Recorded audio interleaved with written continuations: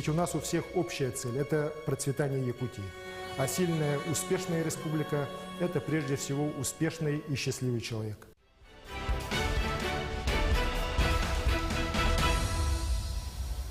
Айсен Сергеевич, конечно же, невозможно все включить в 90 секунд. Как вы сами оцениваете эти 3 года? Добрый вечер. Во-первых, еще раз хотел бы, пользуясь случаем, поздравить всех с сегодняшним замечательным праздником, с Днем государственности нашей республики. И как раз сегодня, в этот день, мы должны дать дань уважения и 12-му созыву Верховного Совета ЯССР, и всем нашим предшественникам, которые долгие годы, долгие десятилетия, в далеко непростое время смогли сохранить нашу республику, и не только ее сохранить, но и смогли ее сделать достаточно развитой, одной из самых динамично развивающихся и в социальном, и в экономическом плане субъектов Российской Федерации. Безусловно, оценивая вот эти последние 3 года, конечно же, у нас были и замечательные достижения, и, безусловно, сегодня Якутия с точки зрения развития экономики выглядит, наверное, одним из лучших субъектов Российской Федерации. В этом году, например, по темпам промышленного роста мы на 2-м месте у нас на Дальнем Востоке и входим в первую 5-ку в Российской Федерации. Мы достаточно интенсивно развиваем многие отрасли, которые еще совсем недавно, скажем так, не так активно развивались. Та же угольная промышленность сегодня приобрела 2-е дыхание и выходит на лидирующие позиции уже в целом в стране. Но при этом, конечно же, вот развитие экономики должно за собой вести развитие и благополучие для якутян. Якутяне должны жить богато и счастливо. Это вот тот лозунг, с которым я шел на выборы 3 года назад. И об этом лозунге, поверьте мне, я помню каждый день. И вся моя деятельность направлена именно на то, чтобы с каждым днем все-таки доходы якутян повышались, чтобы вот эти все непростые, на самом деле, испытания, которые нам судьба приготовила, это и ковид, и лесные пожары, они никоим образом все-таки не ударили по благополучию жителей Якутии. Конечно, есть у нас и проблемы, связанные вот как раз и с объективными, и субъективными факторами. Но еще раз говорю, если мы будем четко ставить задачу для того, о том, чтобы люди у нас в Якутии жили богато и счастливо, я уверен, мы добьемся успеха. Спасибо, Айсен Сергеевич. Я напомню, что наша программа выходит на телеканалах НВК «Саха», «Россия-24», «Якутия-24» и радиоканалах ТТИМ и «Радио Россия», а также в соцсетях главы республики. На прямой связи со студией находятся члены правительства и главы муниципальных образований. Напомним, что в течение нескольких дней жители могли отправить свои вопросы по интересующим темам. За это время их поступило порядка 200. На некоторые из них будут даны ответы в ходе прямого эфира. Кроме того, мы будем на связи с жителями республики в течение ближайших 2 часов. Звонки принимает колл-центр. Там работает наш корреспондент. Здравствуй, Юрий. Добрый вечер, Айсен Сергеевич, коллеги. Здравствуйте, уважаемые телезрители и радиослушатели. Мы принимаем вопросы главе региона по номеру 320111, код города 4112. Это многоканальный номер с 4 станциями, за каждой из которых работает специалист. Кроме того, вопросы можно отправить по WhatsApp на номер 8914 2792 262. Вопросы принимаются на 2 языках – русском и якутском. Наиболее актуальные из них будут озвучены в прямом эфире. Наши редакторы перезвонят вам. Будьте готовы выйти на прямую связь с главой республики. Также во время эфира будут прямые включения из районов. Там работают наши коллеги. Кроме того, с нами на связи находятся члены правительства и главы районов. Они также ответят на ваши вопросы. На все вопросы, которые поступят в адрес Ильдархана, будут даны ответы, если даже они не прозвучат сегодня в эфире. Я же буду периодически рассказывать, сколько вопросов и по каким темам поступило. Спасибо. Күнді сақасырын лоқтауқтыра Элдарханның кәпсәті 2 тығынан барыған, он әйгенен трихегетер ұйытылар ғытын, бәғыт, сақалы олабетер, нұтчалы, әриян келен бере қытын сөп, телефон номера экраны қаштан тұрар. Айсен Сергеевич, ну и начнем наш разговор с последних событий. 19 сентября состоялись выборы депутатов Государственной Думы по 2 одномандатным округам Государственного собрания ЛТУМН и также ряд муниципальных выборов. Вот как вы оцените итоги главного политического события года? Безусловно, я хотел бы выразить благодарность всем якутянам, которые пришли на выборы. Во многих районах погода была далеко не солнечная, холод, дождь, снег, слякоть. Вместе с тем, свыше 50% якутян, которые имеют право голосовать, пришли на избирательные участки и проголосовали. Это очень важно, потому что я всегда выступал и выступаю за то, чтобы как можно больше людей приходило на выборы и выражало свое мнение о тех кандидатах, в этот раз о кандидатах в Государственную Думу Федерального собрания Российской Федерации, высший законодательный орган Российской Федерации. Считаю, что выборы прошли у нас спокойно, без нарушений. Те мелкие, скажем так, вопросы, которые были, партии отрегулировали, никаких исков об оспаривании итога выборов у нас нет. В целом, еще раз хочу подчеркнуть, что выборы прошли на хорошем организационном уровне. Безусловно, у нас сегодня 5 якутян избрано в Государственную Думу. Это, на мой взгляд, тоже большое достижение в целом нашей республики. Причем 3 из них как бы непосредственно от самой республики. Это Петр Ивольевич Амосов по одномандатному округу и по партийным спискам. Это Галина Акентьевна Данчикова от «Единой России» и Федор Семенович Тумусов от «Справедливой России», от нескольких регионов, в том числе от Якутии. Ну и 2 якутянина у нас, они, Юрий Иннокентьевич Григорьев выиграл выборы в одномандатном округе в Забайкальском крае, а Сардана Владимировна Аксентьева, как представитель партии «Новые люди» в федеральном списке, тоже избран напрямую в Государственную Думу. Я считаю, что это хороший результат, хорошее достижение. И, конечно же, я уверен, что все эти депутаты будут работать во благо Якутии. Я со всеми ними встретился, поздравил с победой. И, конечно же, я рад, что в личных встречах все они подтвердили свое желание работать во имя процветания нашей республики. Выборы закончились, сейчас надо работать, и тут нечего уже делиться там правые, левые, красные, белые, так, тут надо идти вперед и решать вопросы, которые волнуют каждого избирателя, каждого якутянина. Арсений Сергеевич, после выборов изменится состав депутатского корпуса Иль-Тумен, а будут ли изменения в составе правительства республики? В результате выборов в Государственную Думу Российской Федерации и до выборов Государственное собрание Иль-Тумен, безусловно, у нас госсобрание достаточно меняется. Так, у нас избран сейчас Сахамин Миланович Афанасьев и Анатолий Николаевич Николаев по избирательным округам Государственное собрание Иль-Тумен. Они оба избраны как представители партии «Единая Россия». А Юрий Иннокентьевич Григорьев и Петр Ивольевич Амосов, как депутаты, которые стали уже депутатами Государственной Думы, соответственно, уже подали заявление об сложении своих полномочий. И, соответственно, так как они избирались по партийным спискам, то партии «Справедливая Россия» и партия «Коммунистическая партия Российской Федерации», они уже внесут кандидатуры для их избрания. Соответственно, вот у нас в самом Госсобрании будут такие изменения. Что касается изменений в правительстве и администрации главы и правительства Республики Саха-Якутия, то я хочу сказать, что, конечно же, вот волеизъявление граждан – это сигнал, в том числе и для меня. Так? Оно показывает, что власть нуждается сегодня в обновлении. Люди хотят видеть новых людей, новые решения, новые подходы к решению тех или иных задач. Есть проблемы, которые, к сожалению, на сегодняшний день решаются не так быстро, как хотелось бы людям. И, конечно же, власть должна уметь и слышать, и слушать людей. Безусловно, по итогам выборов будут серьезные перестановки, как в администрации главы и правительства Республики Саха-Якутия, так и в правительстве республики.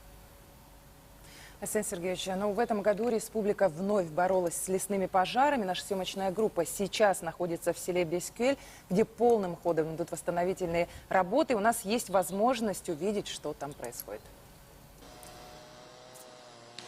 Арсений Сергеевич, добрый вечер. Сейчас, как вы видите, мы находимся в селе Бескюэль, и мы видим тот дом, сваю которого здесь заложили месяц тому назад. Давайте сейчас пройдем вовнутрь и увидим, познакомимся с жителями этого дома и вам покажем, как же все здесь уже обустроили местные строители. Ну, к слову, хочется отметить, что 20 августа здесь проложили первую сваю именно этого дома, в котором принимал участие непосредственно глава Якутии Айсен Сергеевич. В целом на территории этого жилого микрорайона сегодня строится 34 жилых дома. Помимо этого несколько хозяйственных построек, среди которых находится и коровник. Ну а вот мы сейчас проходим вовнутрь. Сейчас нас там ждет жители этого дома. Здравствуйте, добрый вечер. Добрый вечер. Екатерина Дмитриевна, это у нас хозяйка этого дома. Как вы видите, здесь она принимает непосредственное участие в уборке и обустройстве своего жилого помещения. Екатерина Дмитриевна, расскажите, какой у вас был ранее дом, сколько квадратных метров и каким у вас сегодня является ваш новый дом? Сколько здесь квадратных метров? И можете нам показать небольшую экскурсию? Хорошо. У меня бастан меха бехан 2 квадратный метр это, катачой день бо 2 квадратный метр возмещения коренлехте, сказавление рыбопут, а табо санга день бехан квадратный метр.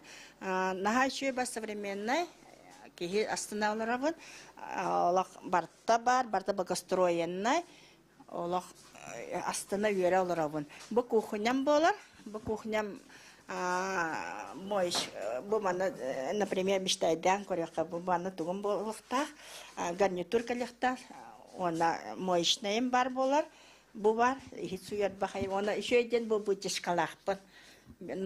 Кадра обычно 3 бар болачо, она благостроенный диа бар на хачует бай, кадра юрден мага, светильник турор буттар. Он дальше был моечный бар, ваннала, ваннала, он ракивнала, он был туамбар. И теперь тухтах, специально регулировка лыр, и темный день туроддалар. Он туалетом бар, был туспа барта, и где каим. Он был только тех тухчанаттылар, умнакастан уже. Тех условий.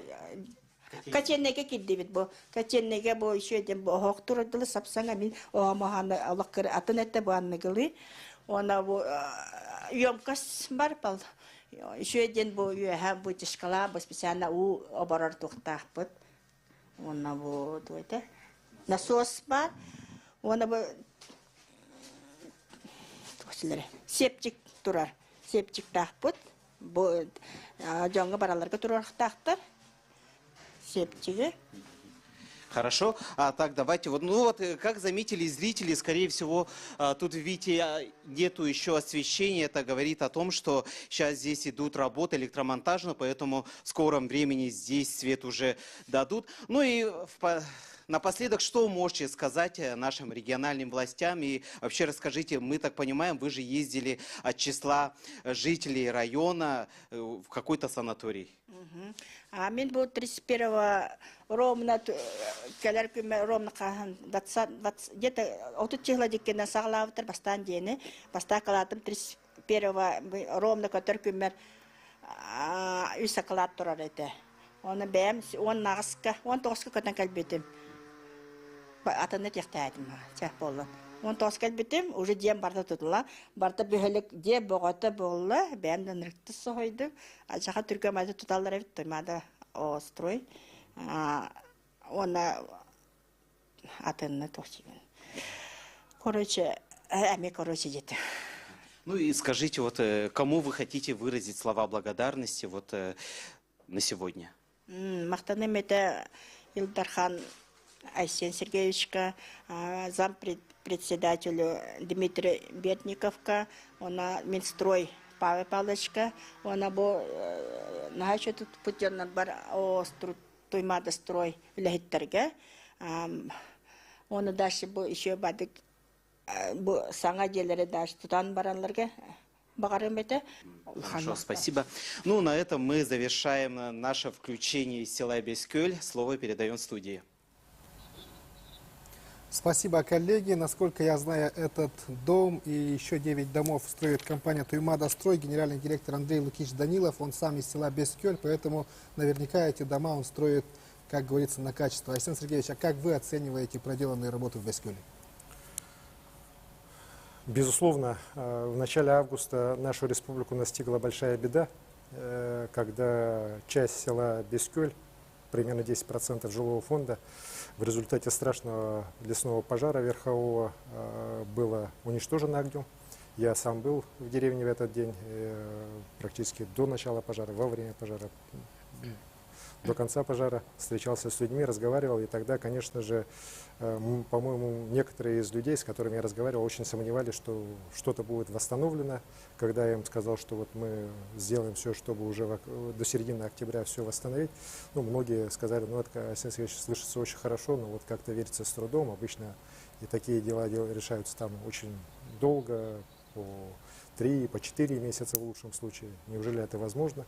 Вот. Ну, я считаю, что благодаря огромной поддержке всей России, благодаря прямой поддержке нашего президента Владимира Владимировича Путина, который дал очень четкие указания по помощи жителям Бескёля, по детям, по старшему населению, которое смогло сейчас поправить свое здоровье в лучших санаториях страны. Благодаря нашим крупным компаниям, в первую очередь компания «Алросы», которая 200 миллионов отправила в целевой фонд «Будущее поколение», компания «Роснефть», которая 25 миллионов приняла решение тоже отправить средства на восстановление Бескёля, благодаря помощи жителей республики и, конечно же, хорошей организации работы оперативного штаба во главе с первым зампредом правительства Бердниковым Дмитрием Викторовичем, я считаю, что мы идем очень четко по графику.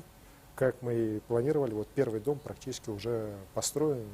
Я очень надеюсь, что завтра смогу до Бескёля добраться, сам посмотрю ход восстановления поселка, 34 жилых дома. Как мы и договаривались, к 15 октября мы должны все сдать. Вот. Кроме этого, сейчас уже практически вот закончено восстановление коровников для частного сектора, большой коровник для фермерского хозяйства, которое на 100 голов. Оно сейчас строится, вот тоже мы увидели, что в принципе готовность уже достаточно высокая. Мы надеемся, что где-то до 20-х чисел октября все будет полностью тоже там закончено. Кроме этого, эти дома строятся с благоустройством. Благоустройства такого в Бескёле раньше не было. Принято решение, и мы надеемся, что в федеральном бюджете уже появятся цифры и будет профинансировано строительство школы и вот центра физкультурно-культурного в Бескёле. Уличная дорожная сеть сейчас ремонтируется. В целом, вот село, на мой взгляд, стоит лучше, чем было до пожара. И, конечно же, огромная благодарность всем тем, кто нам помогает, и простым людям, и строителям, самому населению Бескёля, которое очень тоже помогает во всех работах, внимательно следит за качеством работ. Хотел бы поблагодарить и Общероссийский народный фронт. Вот, целая бригада их приезжала, поработали, помогли нам в вопросах восстановления в самый тяжелый, трудный период. Несомненно, надо отметить и воинскую часть Министерства обороны, которая была расквартирована в Бескёле и тоже помогла не только при тушении лесных пожаров, но и уже при расчистке сгоревших территорий, при помощи с уборкой. В общем, всем миром мы, якутяне, уверен, к 15 октября село Бескёль восстановим. Вот. Еще раз говорю, что все идет по графику, отставаний нет. Ну и качество, как вот жители сами мне тоже пишут, говорят, оно на хорошем, высоком уровне. Еще раз говорю, что все строители относятся к этому вопросу очень трепетно, с душой, понимая, какое горе постигло жителей Бескёля. И все, что в наших силах, мы обязательно сделаем. Арсений Сергеевич, вот вы не раз встречались с руководителями федерального уровня и ставили вопрос о совершенствовании системы охраны лесов на будущее. Какие принципиальные меры приняты и вот уже готовятся к реализации? Безусловно, я бы хотел сказать, что проблема охраны лесов Якутии, она не может быть решена силами одной лишь Якутии. Этим летом мы, конечно, столкнулись порой с такой, знаете, оголтелой критикой, когда говорили, что вот, Якутии пожары не тушат, ну как же так, там, вот, им же деньги выделены. Там. На самом деле на 250 миллионов гектаров леса, именно на тушение лесных пожаров, на их предупреждение, по методике выделялось 250 миллионов рублей. Вот. Но это смешные деньги. Это значит 1 рубль на 1 гектар. Вот если так посмотреть. Да? А в целом по системе, если смотреть вообще лесного хозяйства, то леса Якутии получают всего лишь 6 рублей на 1 гектар, чуть больше 6 рублей, когда как в среднем по стране эта цифра 199. а по Дальнему Востоку эта цифра 28 рублей. Вот так было до этого года. В этом году, конечно же, в связи с пожарами я неоднократно разговаривал с президентом нашей страны, докладывал ему о ходе и тушения пожаров, и подходах к формированию вообще работы по лесовосстановлению, по лесоохране. Президент нас услышал, даны были прямые поручения в адрес правительства Российской Федерации, в адрес Министерства природных ресурсов. И хотел бы поблагодарить здесь и Михаила Владимировича Мишустина, и Александра Александровича Козлова, которые очень щепетильно подошли к решению этого вопроса. И на самом деле очень серьезно пересмотрели подходы к вопросу именно тушения лесных пожаров. Понятно, что на такой огромной территории, как Якутия, лесные пожары будут всегда возникать. Вот. Они возникали и раньше, возникают сейчас и будут потом. Но главное, чтобы эти пожары не перерастали в огромные пожары, чтобы мы все-таки научились их тушить на ранней стадии. А тушение пожаров на ранней стадии возможно только в том случае, если будет достаточная штатная численность. Вот у нас на сегодняшний день в Якутии численность лесоохраны, вот наших десантно-парашютной группы, которые занимаются тушением пожаров, всего лишь порядка 200 человек. Вот. Но это при том количестве пожаров, которые у нас летом возникает из-за сухих гроз, это мизер. У нас летом где-то вот начиная с 22 июня в день возникало по 60, по 70, самый максимум был 90 пожаров в день. И на все это у нас, если так просто вот так смотреть, было бы всего лишь 200 человек авиалесоохраны. Лишь благодаря тому, что были сюда срочно переброшены из 19 регионов России вот силы лесопожарной службы, благодаря мобилизации местного населения, благодаря работе добровольцев, благодаря вот решению президента и переброске сюда сил МЧС и Минобороны, нам удалось все-таки ликвидировать пожар, остановить пожар. Но также не может вечно продолжаться. Поэтому, вот еще раз говорю, сейчас федеральное правительство коренным образом меняет подходы. В первую очередь мы, конечно, должны увеличивать штатную численность авиалесоохраны, штатную численность Якутлесресурса. И в этом направлении вот, я очень рад, что Рослесхоз, Иван Васильевич Советников, руководитель, сейчас уже заложил по новым подходам на тушение пожаров именно по Якутии на следующий год сумма 1 468 000 000 рублей. То есть сравните, вот 200 в этом году и на следующий год почти 1,5 миллиарда. То есть у нас увеличение пойдет где-то порядка в 6 раз. Вот. И, конечно же, в первую очередь эти средства мы должны очень рационально и эффективно использовать на увеличение штатной численности тех людей, которые непосредственно будут заниматься тушением пожаров, предупреждением и тушением пожаров. Конечно, мы должны повышать эффективность и авиалесомониторинга с тем, чтобы пожары обнаруживать на самой ранней стадии. Ну, слава богу, сейчас с помощью космомониторинга это уже становится достаточно таким, нетрудным делом. Но главное, чтобы у нас были силы, чтобы оперативно реагировать и оперативно тушить пожары. В этом направлении, вот еще раз говорю, благодаря решениям президента страны у нас коренной перелом произошел. К сожалению, конечно, в этом году пожары очень серьезно у нас сожгли большое количество леса, так, многие миллионы гектар сгорело. Вот. Хорошо, что лес у нас все-таки в основном пожары были низовые, поэтому лес, как считают лесники, он у нас погибнет частично лишь после этих пожаров. Вместе с тем, конечно, мы должны думать и о восстановлении этих лесов. С этой точки зрения в Якутии надо однозначно делать сейчас лесопитомники, в которых мы будем выращивать саженцы и лиственницы, и сосны, и уже высаживать по тем территориям, которые требуют уже восстановления. Причем это не только территории, которые пострадали от пожара, но и те же территории после промышленного освоения. Вот. И в этом направлении, еще раз говорю, мы лесовосстановлением так таковым, вот на серьезной научной основе не занимались. И сейчас уверен, что как раз вот эти пожары этого года тоже повод нам этим вопросом очень серьезно на новом уже уровне заняться и помочь нашей природе восстанавливаться быстрее. Арсений Сергеевич, я предлагаю послушать первый телефонный звонок. Здравствуйте, говорите, вы в прямом эфире, мы вас слушаем. Добрый вечер, Арсений Сергеевич, вас беспокоит Валентина Ивановна, я родитель. У меня вот такой вопрос. Второй год мы уже боремся с коронавирусом, и количество заболевавших увеличивается с каждым днем, и наши школы, городские школы отправили на удаленку. Скажите, пожалуйста, этот год тоже пройдет в дистанционном формате обучения или же нет? Спасибо. Спасибо, Валентина Ивановна, за вопрос. Безусловно, вопросы борьбы с ковидом, они не теряют своей остроты. Мы не можем сейчас сказать, что ковид отступает. К сожалению, на территории Республики Саха-Якутия у нас каждый день, вот последние недели, заболевает порядка 190 человек. Вот сегодня 191 случай.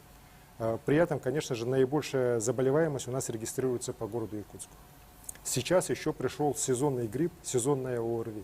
И, кстати, хочу сказать, что у нас школы города Якутска ушли на карантин на самом деле не из-за ковида, а именно из-за того, что эпидуровень по ОРВИ превышен более чем в 2,5 раза. Именно по городу Якутску. Конечно, в таких условиях карантин должен объявляться. Обычно, конечно, это происходило чуть позже, так, но в этом году, еще раз подчеркиваю, у нас по ОРВИ превышение порога более чем в 2,5 раза произошло гораздо раньше. И сейчас мы поэтому приняли решение на 2 недели школьников посадить на карантин. Уверен, что все-таки мы должны двигаться в сторону очного обучения. Дистанционное образование, конечно, оно может быть в крайних случаях, но вместе с тем понятно, что очное обучение оно лучше. Что нам сегодня мешает достигнуть коренного перелома по борьбе с ковидом? На мой взгляд, самая главная причина – это слабые темпы вакцинации. Мы не до конца по ряду районов все-таки убедили население вакцинироваться.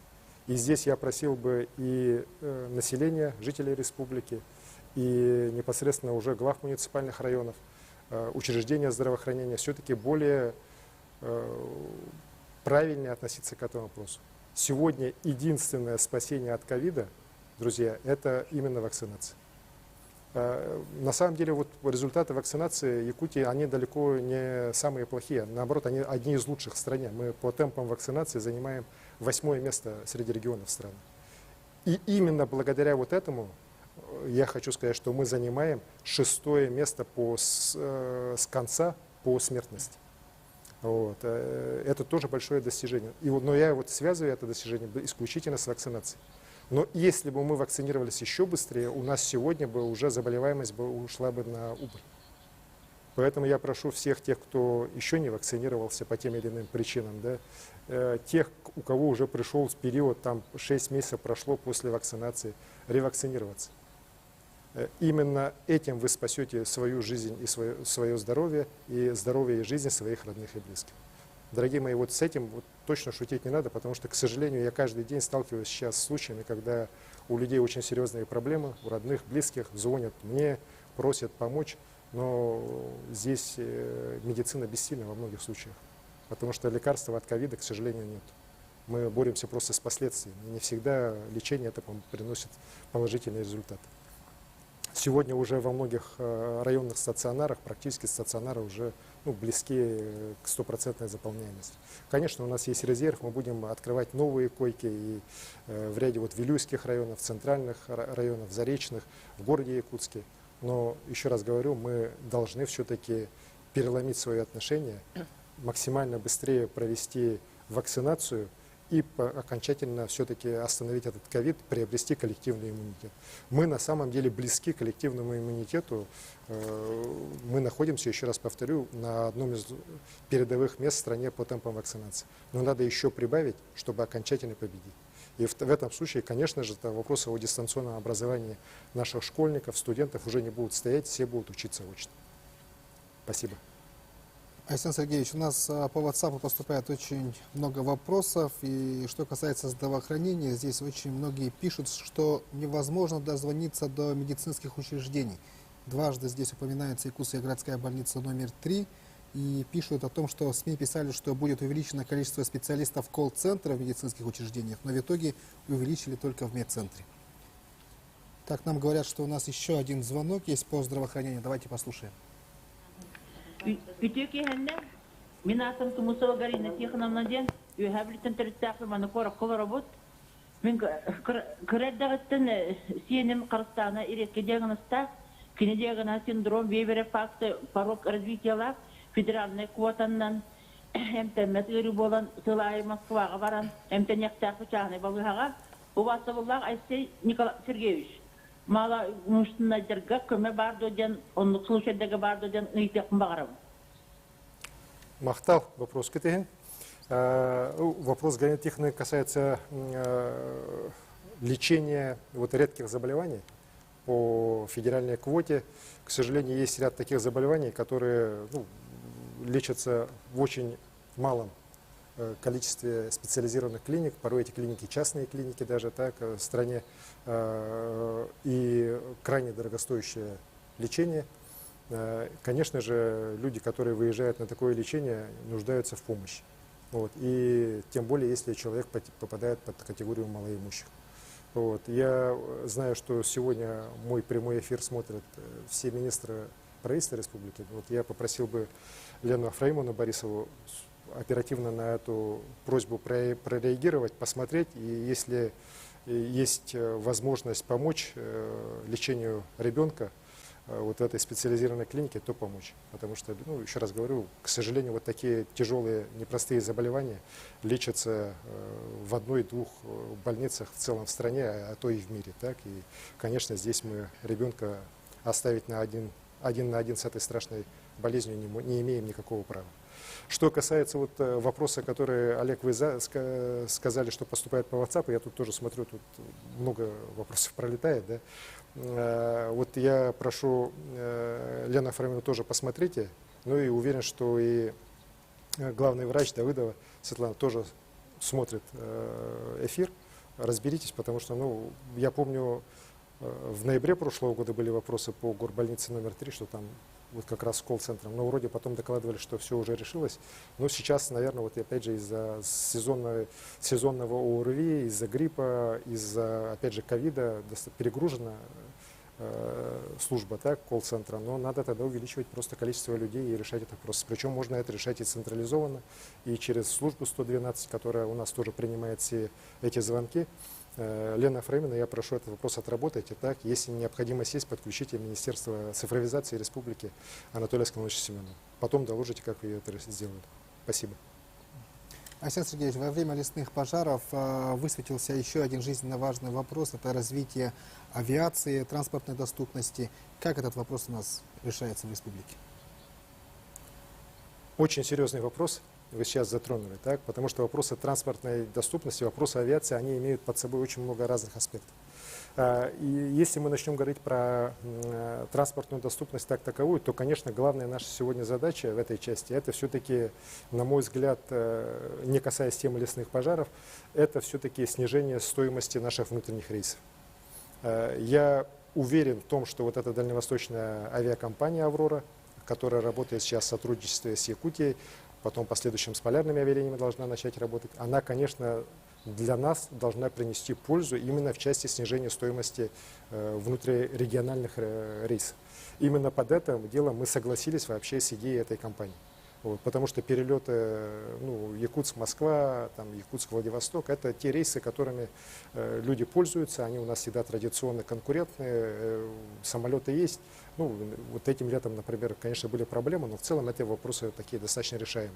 А что касается перелетов, например, Черский, Якутск, Батагай, Якутск, да, конечно же, на этих рейсах, уж не говоря о рейсах, например, грубо говоря, до Андрюшкина, да, из того же Среднеколымска или, например, таких внутренних рейсов, например, Оленек, Эйк, конечно же, эти все вопросы могут быть решены только при субсидировании.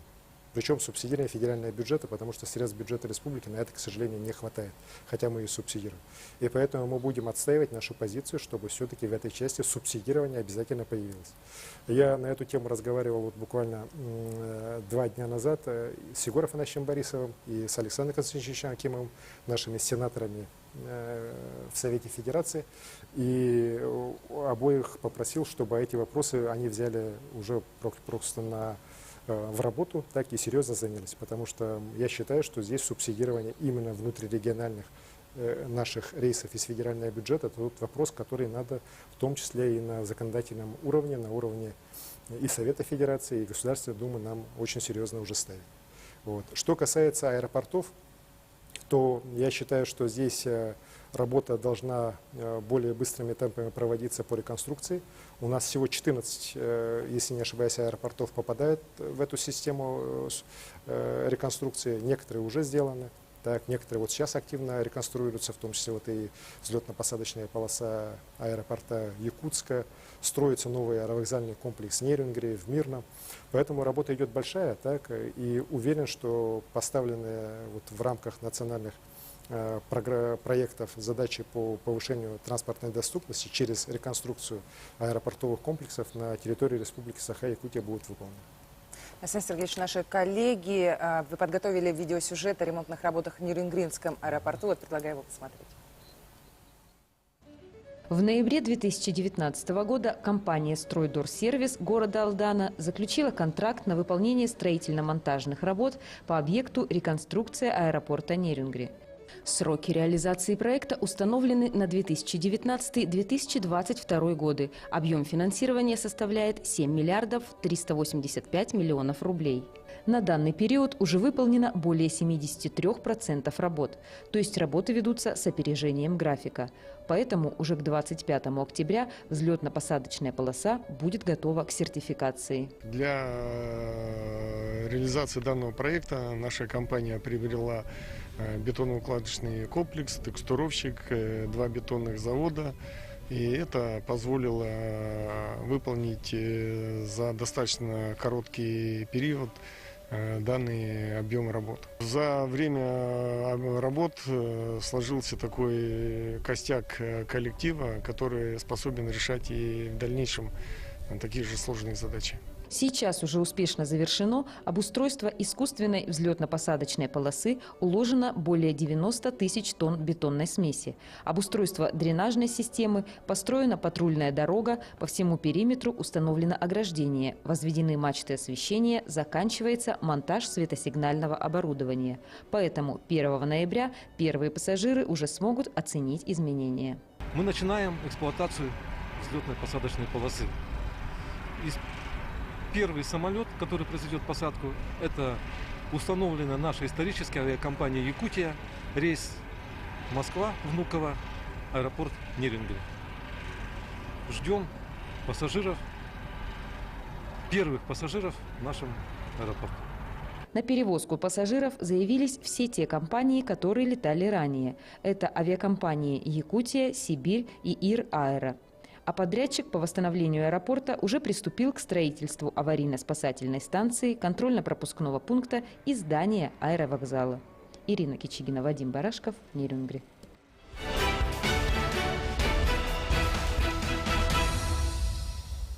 Ну и сейчас с нами на прямой связи город Нерюнгри. Коллеги, вам слово. Вы в эфире говорите. Добрый вечер, Айсен Сергеевич, добрый вечер, коллеги. Во-первых, разрешите присоединиться ко всем поздравлениям с Днем государственности нашей республики. Из сюжета мы увидели, какая огромная работа уже проделана, а вообще Нерюнгринский аэропорт был сдан в эксплуатацию в мае 1987 года. Ремонт не проводился более 30 лет. И вот теперь мы, нерюнгринцы, имеем возможность насладиться всеми удобствами международного класса. Напомню, что 1 ноября начнутся вылеты с новой взлетной посадочной полосы, но на этом реконструкция аэропорта не завершится. Сегодня рядом со мной Ринат Фабрин, он активный общественник, спасатель, его знают жители района. Ринат Сергеевич задаст вопрос, который волнует многих нерюнгринцев. Добрый вечер. Уважаемый Айсен Сергеевич, много лет говорили о реконструкции нашего аэропорта. На сегодня мы, жители Нерюнгринского района, наблюдаем, как стремительно проходит реконструкция взлетно-посадочной полосы. Благодаря вашей поддержке совсем скоро она будет сдана в эксплуатацию, и мы полетим. Айсен Сергеевич, скажите, пожалуйста, а когда будет готов аэровокзальный комплекс? Спасибо. Спасибо, спасибо, Ренат, спасибо, Ирина, спасибо, нерюнгринцы. Я рад, что наши подрядчики, компания Василия Федоровича Суховерхова, она справилась со своими планами. И сегодня полоса уже закончена. Более того, сегодня мне как раз глава района писал, что уже светосигнальное оборудование тоже смонтировано. Соответственно, сейчас начнется процесс сертификации. И как мы и договаривались, как мы и обещали людям, 1 ноября рейсы из аэропорта Нерюнгри начнут исполняться уже в штатном режиме. Это очень важно, потому что, конечно же, вот решение о закрытии на 4 месяца аэропорта Нерюнгри было непростым. Мы советовались с людьми, и я благодарю вот нерюнгринцев за то, что они нас поддержали, перетерпели вот этот период, так, ну и рад, что с 1 ноября все у нас будет уже в нормальное русло возвращаться. Но при этом, конечно же, мы не будем останавливаться, наши планы уже озвучены, мы должны получить в Нерюнгри абсолютно современный новый аэровокзальный комплекс. Работы здесь все идут по плану. И до конца 2022 года, как у нас и было запланировано, я надеюсь, что аэровокзальный комплекс вместе с сопутствующими уже зданиями, сооружениями, необходимыми для полноценной работы аэропортового комплекса в Чульмане, все будет построено и все будет сдано. Поэтому будем и дальше контролировать этот вопрос, крайне важный, крайне нужный для всей Южной Якутии. Спасибо и успехов вам. Арсений Сергеевич, но кроме этого у нас строятся в республике дороги, мостовые переходы. У нас есть как раз-таки видеосюжет, давайте его посмотрим. Благодаря реализации региональных программ и национального проекта «Безопасные и качественные автомобильные дороги» за последние годы удалось проложить и отремонтировать сотни километров магистралей. И это только начало. Так, например, в прошлом году был введен новый участок автодороги Кабяй, строительство которой затянулось на более чем 20 лет. Местные жители утверждают, раньше путь до Якутска занимал почти сутки. Сейчас же добраться в столицу республики можно за 5-6 часов. Такая же ситуация была в Нюрбинском районе, жители которого отмечают заметное улучшение качества местных дорог. Ну, по поводу качества жизни, конечно, оно улучшилось, потому что в период распутицы у нас всегда были проблемы. Это я помню. Всегда у нас только было воздушное сообщение. И, конечно, было трудно жить. Качество жизни, можно сказать, что улучшилось в очень хорошую сторону. Качество дорог изменилось вообще до неузнаваемости. Если, допустим, какой-то отрезок пути до Жархана мы могли ехать там даже сутки, иногда ехали, то сейчас 30 минут, 20 минут, и ты там. Отдельная проблема для Якутии – мосты. Передвигаться из района в район зачастую можно только летом и зимой. В межсезонье же автосообщение приостанавливается. Тем не менее, только за 2020 год в республике было введено 13 мостовых переходов, что обеспечило круглогодичное передвижение транспорта в 6 районах Якутии. На нашем предприятии у нас сейчас уже круглогодичное движение межпоселенческих автобусов. Это очень дает большой плюс нашему району, не только району, но, скажем, в целом в республике, по региону, по федеральному уровню.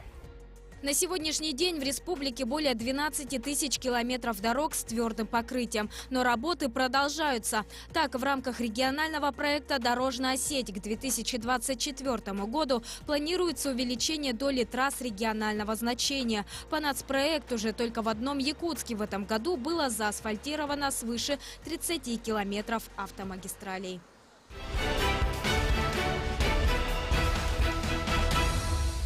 Арсений Сергеевич, ну действительно работа проделана огромная, темпы высокие. Вот как оцените сделанное и какие планы?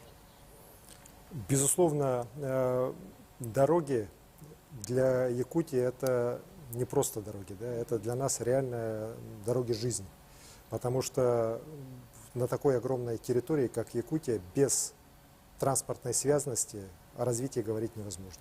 И именно в этом вопросе я считаю, что вот благодаря, опять же, последние годы решениям нашего президента мы получили уникальный шанс стать вровень с другими субъектами Российской Федерации. Ведь раньше, как и не только по качеству дорог, да, мы вообще по наличию дорог мы были очень далеко позади вообще практически всех субъектов Российской Федерации.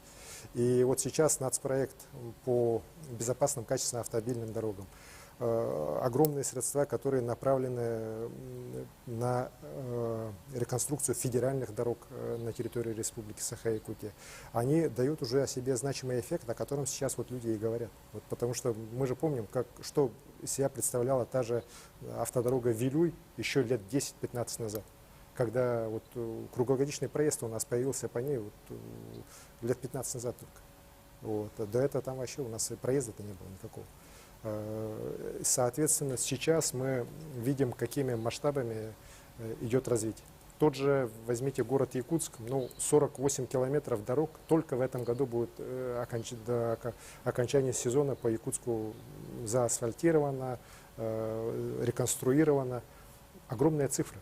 Я, будучи главой города Якутска, 80 километров дорог отремонтировал, так, и я считал себя очень хорошим мэром, так, потому что я сделал дорог больше, чем все предшествующие мэры вместе взятые. Вот. А сейчас у нас за один год 48 километров. Это огромное достижение нашей республики, потому что ведь это не только город Якутск.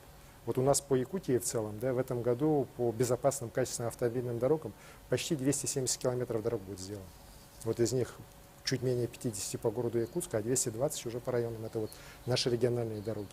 А вместе с федеральными дорогами у нас цифра за 400 километров. Вот. А если прибавить еще и муниципальные дороги, потому что многие муниципалитеты в этой части молодцы, они, несмотря на все сложности, все-таки с привлечением своих средств, привлечением средств дорожного фонда через конкурс, они тоже строятся. Взять тот же Нерингрен, например, так, или взять Верхневилюйский улус, где в этом году дорога уже пришла в северные поселки, где отродясь вообще никаких дорог никогда не было. И вот благодаря этому у нас почти 1500 километров дорог каждый год реконструируется, ремонтируется. Раньше мы говорили, там, знаете, внутри 100 километров у нас в республике эти вопросы были, решались. Сейчас мы выходим на объем, еще раз говорю, 1500 километров в год. Вот всех вместе муниципальных, региональных и федеральных. И эти темпы будут сохраняться. Безусловно, вот о мостовых переходах говорилось, о мосту через Лену отдельно расскажем, да, но вот даже по дороге Вилюй, например, сейчас будет строиться крупнейший мост через Вилюй в районе Верхневилюйска.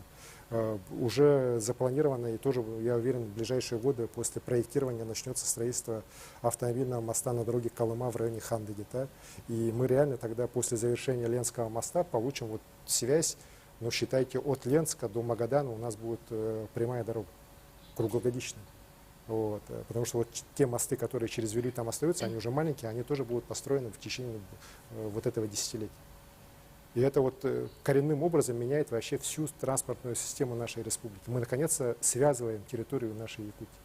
Мы, что бы мы сейчас ни говорили, мы все равно пока разделены вот этими нашими великими реками по полгода, вот, и по 3 месяца весной, 3 месяца осенью. Да? Вот. А вот наличие таких мостовых переходов, эта связь сделает реальностью. Ну и, конечно же, мы должны делать дороги в наших населенных пунктах, не только в городе Якутске, но и в других наших городах, в наших районных центрах дороги должны делаться, и качество жизни людей от этого очень меняется. Вот девушка очень правильно сказала. Появление правильных, сделанных, хорошо реконструированных дорог и в районе, и в районных центрах, в поселках, оно реально качество жизни людей очень серьезно повышает. И мы будем идти по этому пути. Спасибо, Александр Сергеевич. До нас дозвонился еще один телефонный звонок. Звонят из Хангаласского улуса, села Тумул. Мы вас слушаем. Добрый вечер. Алло. Добрый вечер. Добрый вечер. Добрый вечер, уважаемый Александр Сергеевич. Меня зовут Сахаяна, я жительница Тумульского наследия Хангаласского района. От имени односельчан я хотела бы задать такой вопрос. Ну, сейчас много внимания уделяется вот качеству и безопасности автомобильных дорог. В прошлом году была отреставрирована асфальтовая дорога до села Бугуньяхтах. В этом году ремонтировалась дорога до села Улханан. До нашего населенного пункта автомобильная дорога проложена до села Титары. А от села Титары и до села Тумул, когда будет продолжено строительство республиканской автомобильной дороги у нас, хотелось бы узнать. Спасибо. Спасибо за вопрос. Безусловно, региональная дорога Умнас, так, от Якутска в сторону Алекминска, это одно из важнейших наших магистральных направлений. Мы за эти годы очень серьезным образом ее реконструировали. Вот я буквально несколько дней назад, 15 сентября, будучи на открытии Актемской школы, после открытия поехал в сторону Мухсоолоха, видел, какой стала дорога у нас в том участке, те участки, на которых работа шла в этом году. Отмечаю высокое качество этих автомобильных дорог. Конечно, хотел бы выразить благодарность дорожникам, Рикавтодору за хорошую работу. Уверен, что и в дальнейшем качество ремонта будет на таком же высоком уровне. При этом хочу сказать, что вот мы как раз тогда обсуждали от Титары и дальше до Тумула дорога должна строиться. Сегодня нету проектно-сметной документации. Она уже сейчас будет делаться, конкурс объявлен. Там 11 километров. Но, конечно же, удовольствие далеко такое непростое. Если не ошибаюсь, там примерная такая прикидки говорят о том, что это будет стоить порядка 700 миллионов рублей. Вот. Поэтому надо понимать, о каких суммах мы говорим, когда говорим о строительстве вот новых таких хороших автомобильных дорог. Это очень дорогое строительство, в особенности в наших условиях. Вместе с тем, понятно, что мы должны идти дальше. Поэтому еще раз говорю, вот сейчас проектная сметная документация будет сделана, потом мы соответствующим образом будем заявляться, в том числе и на средства Дорожного фонда Российской Федерации, ну и будем идти последовательно, потому что, еще раз говорю, дорога у нас должна идти дальше на юг, в сторону Алёкминска. Это наша такая тоже магистральное направление. Арсений Сергеевич, на форуме сторонников «Единой России» в июле 2021 года вы сказали, что партия собирается поддержать строительство Ленского моста. Значит ли это, что теперь, после выборов, республика не получит этой поддержки? Ну, вы знаете, я вот сейчас тоже много об этом слышу, что вот сейчас проголосовали не за «Единую Россию», поэтому у республики будет все плохо и так далее. Но это говорят те люди, которые не верят в нашу республику. Не верят в ее руководство, не верят в силу народа. Так? Мы, якутяне, очень, знаете, народ в хорошем смысле упертый. Так? Мы, если задачу поставили, мы ее обязательно добиваемся. Ведь Ленский мост — это не, знаете, не задача одной «Единой России». Ленский мост нужен всем нам, всем якутянам, вне зависимости, там, коммунисты, ЛДПРовец или единорос. И, конечно же, вот я считаю, что эта постановка вопроса неправильная, когда мы говорим, что вот «Единая Россия» должна отвечать за этот мост, а вот за это там другая партия. Мы все вместе отвечаем за решение этого вопроса.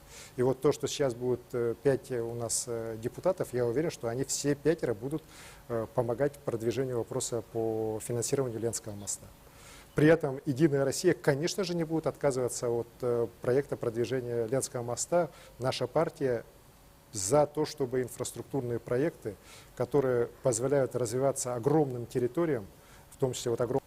Да, конечно, как мне, как руководителю партии, конечно, наверное, не очень хорошо, что у нас сейчас 72-е место в стране по уровню голосования за партию «Единая Россия». Так? Но при этом, вот еще раз говорю, связывать поддержку партии тех или иных проектов и уровень голосования тоже не очень правильно. Все-таки, еще раз говорю, партия «Единая Россия» — это партия Путина, партия, которая ведет нашу страну к развитию, и, соответственно, вот такие проекты будут всегда ее поддерживаться. Может быть, будет чуть более сложнее мне, как руководителю региона, там те или иные вопросы ставить, но это уже, как говорится, это уже мой вопрос. Вот. При этом хочу сказать, что по Ленскому мосту все решения принципиальные на уровне президента, правительства Российской Федерации, они уже приняты. Вот. Другой вопрос, что, конечно же, есть вопрос у Министерства финансов, которое всегда, в принципе, оно у нас всегда, знаете, вот как Баба-Яга выступает, да, вот надо все-таки немножко денег поменьше дать. Так? Но мы-то выступаем из того, что сегодня в условиях той же инфляции, да, вот, мы сэкономим там, может быть, для федерального бюджета копейку, так, а в итоге можем потерять вообще в целом весь проект. Поэтому будем работать дальше и уверен, что мост Ленский будет построен вот именно в соотношении 35 миллиардов из федерального бюджета, 35 это средства концессионеров и республиканского бюджета.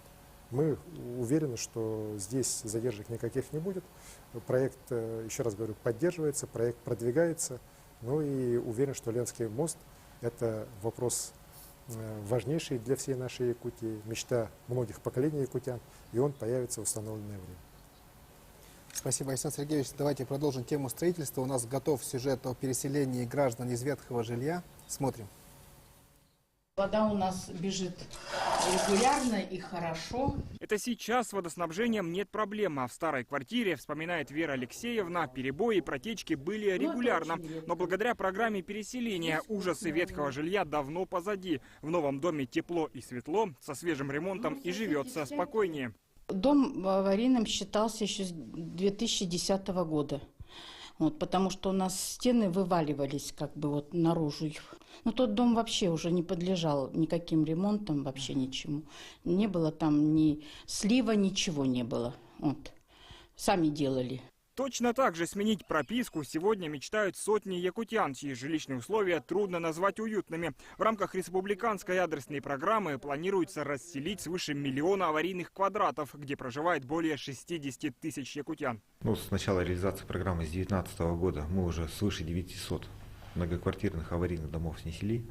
9800 граждан уже получили компенсацию, либо получили новое жилье. 190 тысяч квадратных метров у нас аварийного жилья стало меньше в республике Саха-Якутия. В действующий этап попали дома, признанные аварийными до 1 января 2017 года. Остальные по плану на снос претендовали не раньше 2025. Но в правительстве региона нашли способы ускорить этот процесс. В частности, речь идет об увеличении выделенных средств. Благодаря дополнительному финансированию в 10 миллиардов рублей этапы переселения удалось сместить. Так, при поддержке республики началось активное строительство новых домов и даже целых микрорайонов. И часть жителей, которые по программе должны были переселяться намного позже, уже в ближайшее время смогут получить ключи от новых квартир. Житель Покровска Владимир Монаков – один из тех, кому повезло со скорым расселением. Вместе с супругой много лет не то чтобы жили, скорее выживали в старом доме по соседству. Кстати, на его месте теперь пустырь, который видно из окна новой квартиры. Про нынешние 53 квадрата говорит не иначе. Чудо. Большое спасибо, то, что есть такая программа переселения вот это. Поэтому нам здесь очень нравится. Тепло, светло и уютно. По планам на текущий момент порядка 115 домов должны быть расселены на 2-3 года раньше. Это сеет зерно надежды в сердца многих жильцов аварийного фонда, что переезд в новое и безопасное жилье теперь значительно ближе. Евгений Заборовский, Василий Соловьев. Вести. Якутия.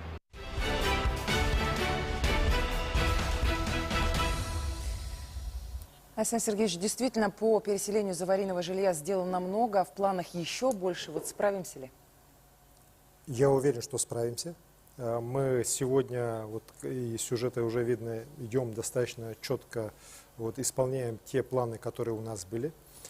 Сейчас вот вообще законтрактовано уже жилья на 35% от того объема, который у нас должен быть переселен вообще по 2024 год. Более того, как и сейчас и в сюжете тоже правильно сказали, мы передвигаем деньги с 2024 года, например, на более ранние сроки для того, чтобы еще более ускоренными темпами строить и вводить жилье для переселенцев из аварийного жилого фонда. У нас всего сейчас уже под, скажем так, с контрактами на жилье или под компенсацию уже свыше 18 тысяч человек. Вот. Это 35% от, еще раз говорю, вот того количества населения, которое мы должны переселить. Свыше 1 миллиона квадратных метров у нас аварийного жилья. Огромное количество. Так, вместе с тем мы понимаем, что программу надо в скорейшие сроки уже реализовывать для того, чтобы мы могли перейти уже к новому этапу переселению людей из аварийного жилого фонда, признанного таким уже после 1 января 2017 года. Сейчас президент страны дал соответствующее поручение. На следующий год в федеральном бюджете сумма уже будет предусматриваться.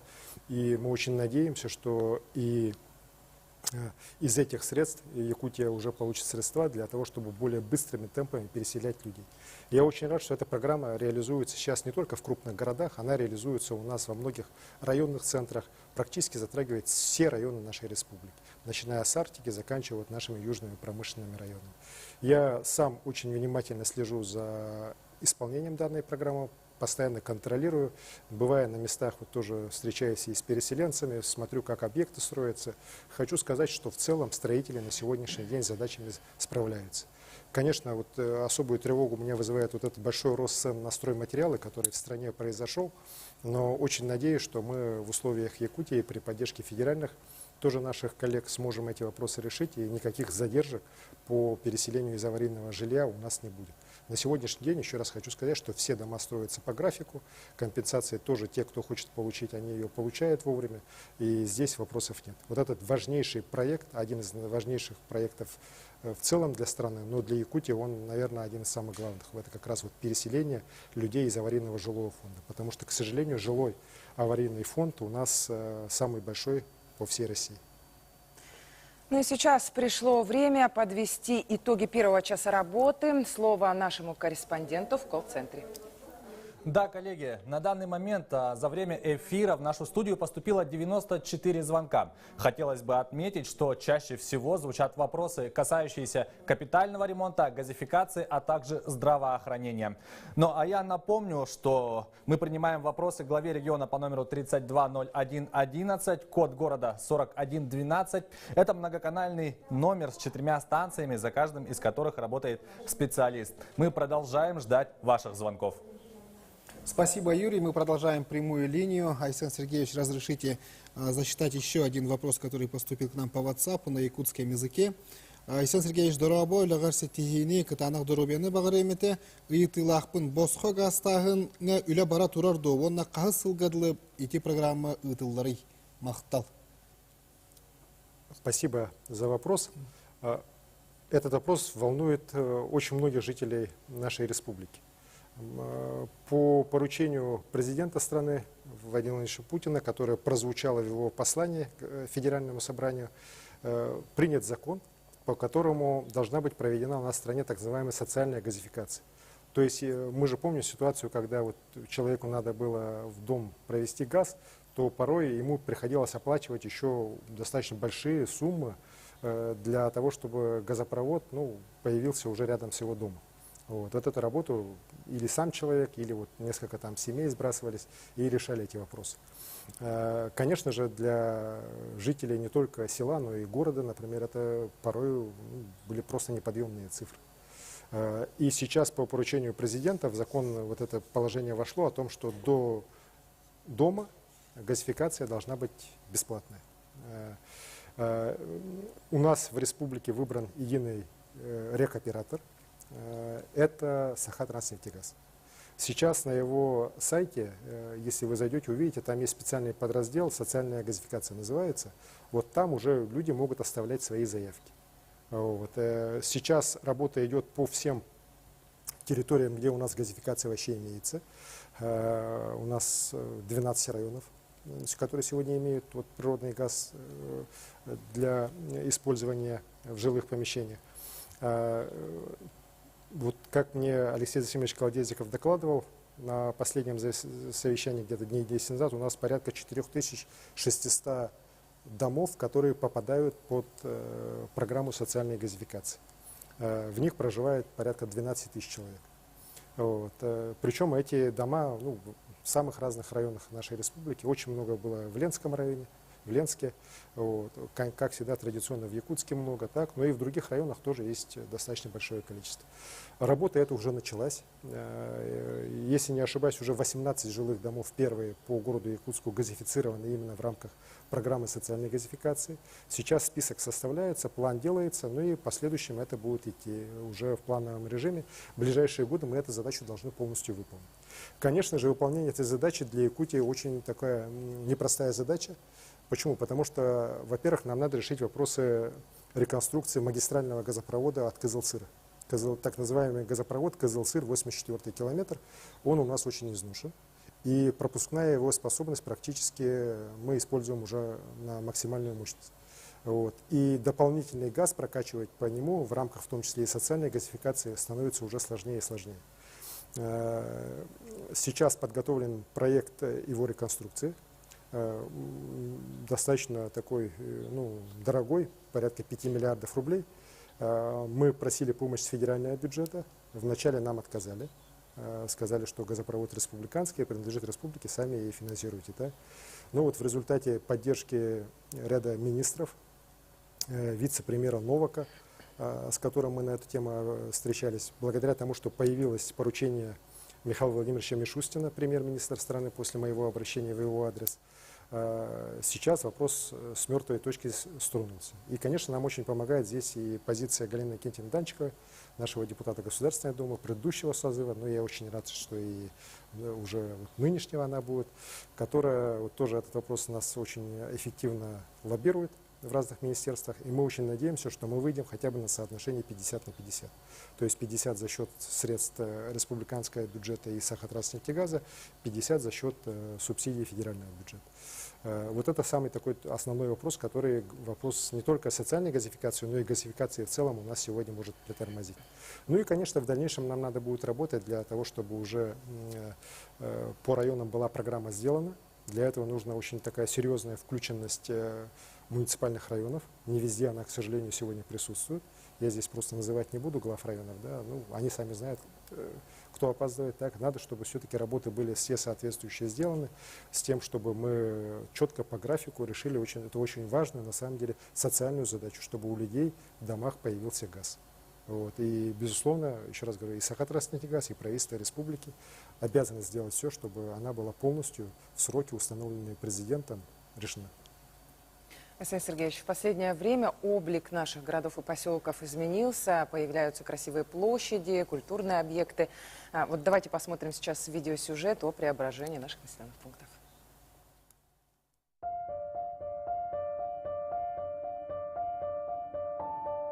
Создание всех условий для комфортной жизни в населенных пунктах – приоритет правительства страны. В Якутии эта идея уже давно воплощается в реальную жизнь. В последние годы облик городов и сел республики меняется буквально на глазах, и самое активное участие в реализации таких проектов принимают сами жители. Существуют две основные программы. Первая из них федеральная и называется «Формирование комфортной городской среды». Только за 2020 год по этой программе в Якутии благоустроены 45 дворовых территорий и 9 общественных пространств в 24 муниципальных образованиях. Завершено благоустройство в 3 городах. Построены исторический парк «Спасское селение» в Алекминске, городской парк имени Сергея Васильева в Нюрбе и благоустройство набережной в Покровске. Города Верхоянск и Среднеколымск победили во всероссийском конкурсе проектов создания комфортной городской среды и привлекли 205 миллионов рублей федерального финансирования. Введены центральная площадь в поселке Жатай, городской сквер в Алдане, сквер Эйе в Бердикистяхе, благоустроены сквер Ямщиков, сквер землеустройства и озеро Талое в Якутске и многие другие общественные пространства. Что касается текущего года, то в республике благоустраивают 40 объектов в рамках реализации проекта. В частности, 7 общественных территорий и 33 двора в 18 муниципальных образованиях. Общий объем предусмотренных средств более 370 миллионов рублей. Вторая программа пользуется огромной популярностью среди населения республики. Это программа поддержки местных инициатив. Ее суть в том, что граждане сами участвуют во всех этапах реализации проектов, в том числе вкладывают собственные средства, привлекают источники софинансирования. Только за прошлый год общая стоимость проектов, прошедших конкурсный отбор, составила 686 миллионов рублей. Рассмотрено более 1800 предложений, а прошли конкурс 332 заявки. Это объекты тепловодоснабжения, культуры, детские или спортивные площадки, благоустройство территорий, содержание дорог и различные другие.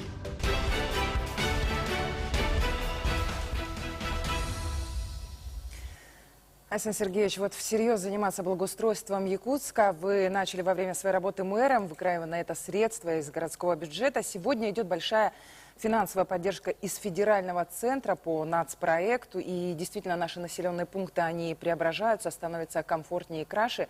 А вот учитываются ли сегодня инициативы жителей по благоустройству? Насколько они активны? Безусловно, вопросы комфортной городской среды, они сегодня стали очень важными для любого населенного пункта. Будь то город, будь то поселок, село. И знаете почему? Потому что жизнь людей улучшается, и люди уже смотрят не только вот то, что внутри своих домов, а смотрят уже, что у них вовне дома.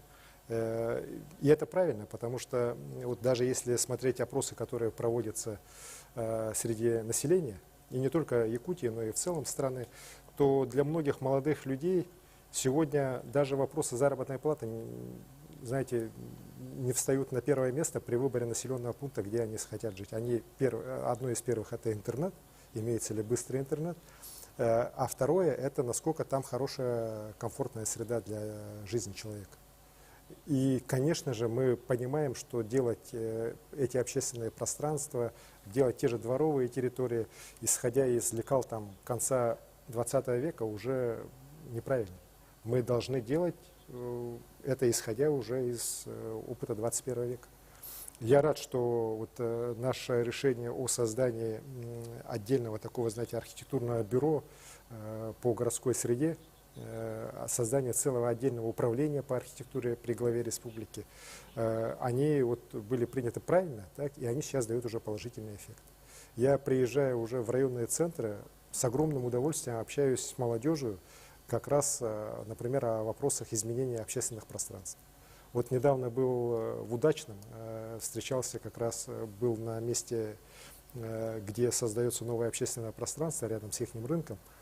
Знаете, оно замечательно, оно очень красиво, оно не просто сделано богато, дорого, да, алмазники это мы могли бы сделать, да, но оно сделано именно исходя из опыта других городов, исходя из пожеланий местных жителей, так, и люди подходили ко мне и говорили, что, Александр Сергеевич, это очень классно, это очень круто, что вот сегодня и республика, и район, и компания «Алроса» вот объединились и такой прекрасный проект делают. Но это делается не только в наших богатых, например, районах, да, и в сельских районах. Вот вы же сейчас видели, это кто бы мог думать, что недавно, что Верхоянск, город, который на карте-то не на всякое обозначен, да, выиграет конкурс и привлечет федеральные средства. Что Среднеколымск привлечет федеральные средства через конкурс федеральный, не республиканский, а именно федеральный. И уверен, что вот качественная, эффективная реализация этих проектов, она уровень жизни людей, вообще ощущение людей и в Верхоянске, и в Среднеколымске, оно очень серьезно изменит. Мы тоже следим за использованием этих средств, за эффективностью, за качеством работ. Конечно же, к сожалению, порой получается, что и не очень, так скажем так, они хорошо работы и проводятся, но слава богу, что сегодня закон и надзорные органы работают, и мы поправляем подрядчиков, исправляются ошибки. И на самом деле и сегодня и столица республики, вот наши населенные пункты, города, села получают замечательное общественное пространство. Более того, еще раз говорю, самое главное, и вот я считаю вообще в успехе этого дела по общественным пространствам, по дворовым территориям, это именно непосредственное участие самого населения. Если народ сам будет хотеть из этих изменений, если он будет сам советовать, как ему сделать вот этот двор, да, или общественное там пространство, площадь, то, поверьте мне, тогда будет результат. А если кто-то придет со стороны, что-то сделает, то ничего хорошего не получится. Я это понял еще, когда был главой города. Мы помню, однажды делали двор на Каландершвили, решили, как себя, спланировали, красиво все сделали, решили, да мы придем и сделаем. Так в первый раз там меня и Садовникова Диму женщины там чуть не разорвали. Так, да вы что делаете, да все неправильно, да вот так не надо, так не надо. Но мы поговорили, послушали их, начали с ними общаться. Так, я архитектуру туда отправил, уже людей отправил, пообщались. И в итоге проект изменился, незначительно изменился, но зато люди так довольны. Я вот до сих пор, если заезжаю, там мне люди так благодарят, что вот это при вас сделали. Вот. И я очень рад, что и сейчас и в Якутске у нас вот эти проекты по дворовым территориям пошли, и они идут именно как раз через очень активное соучастие таких неравнодушных горожан.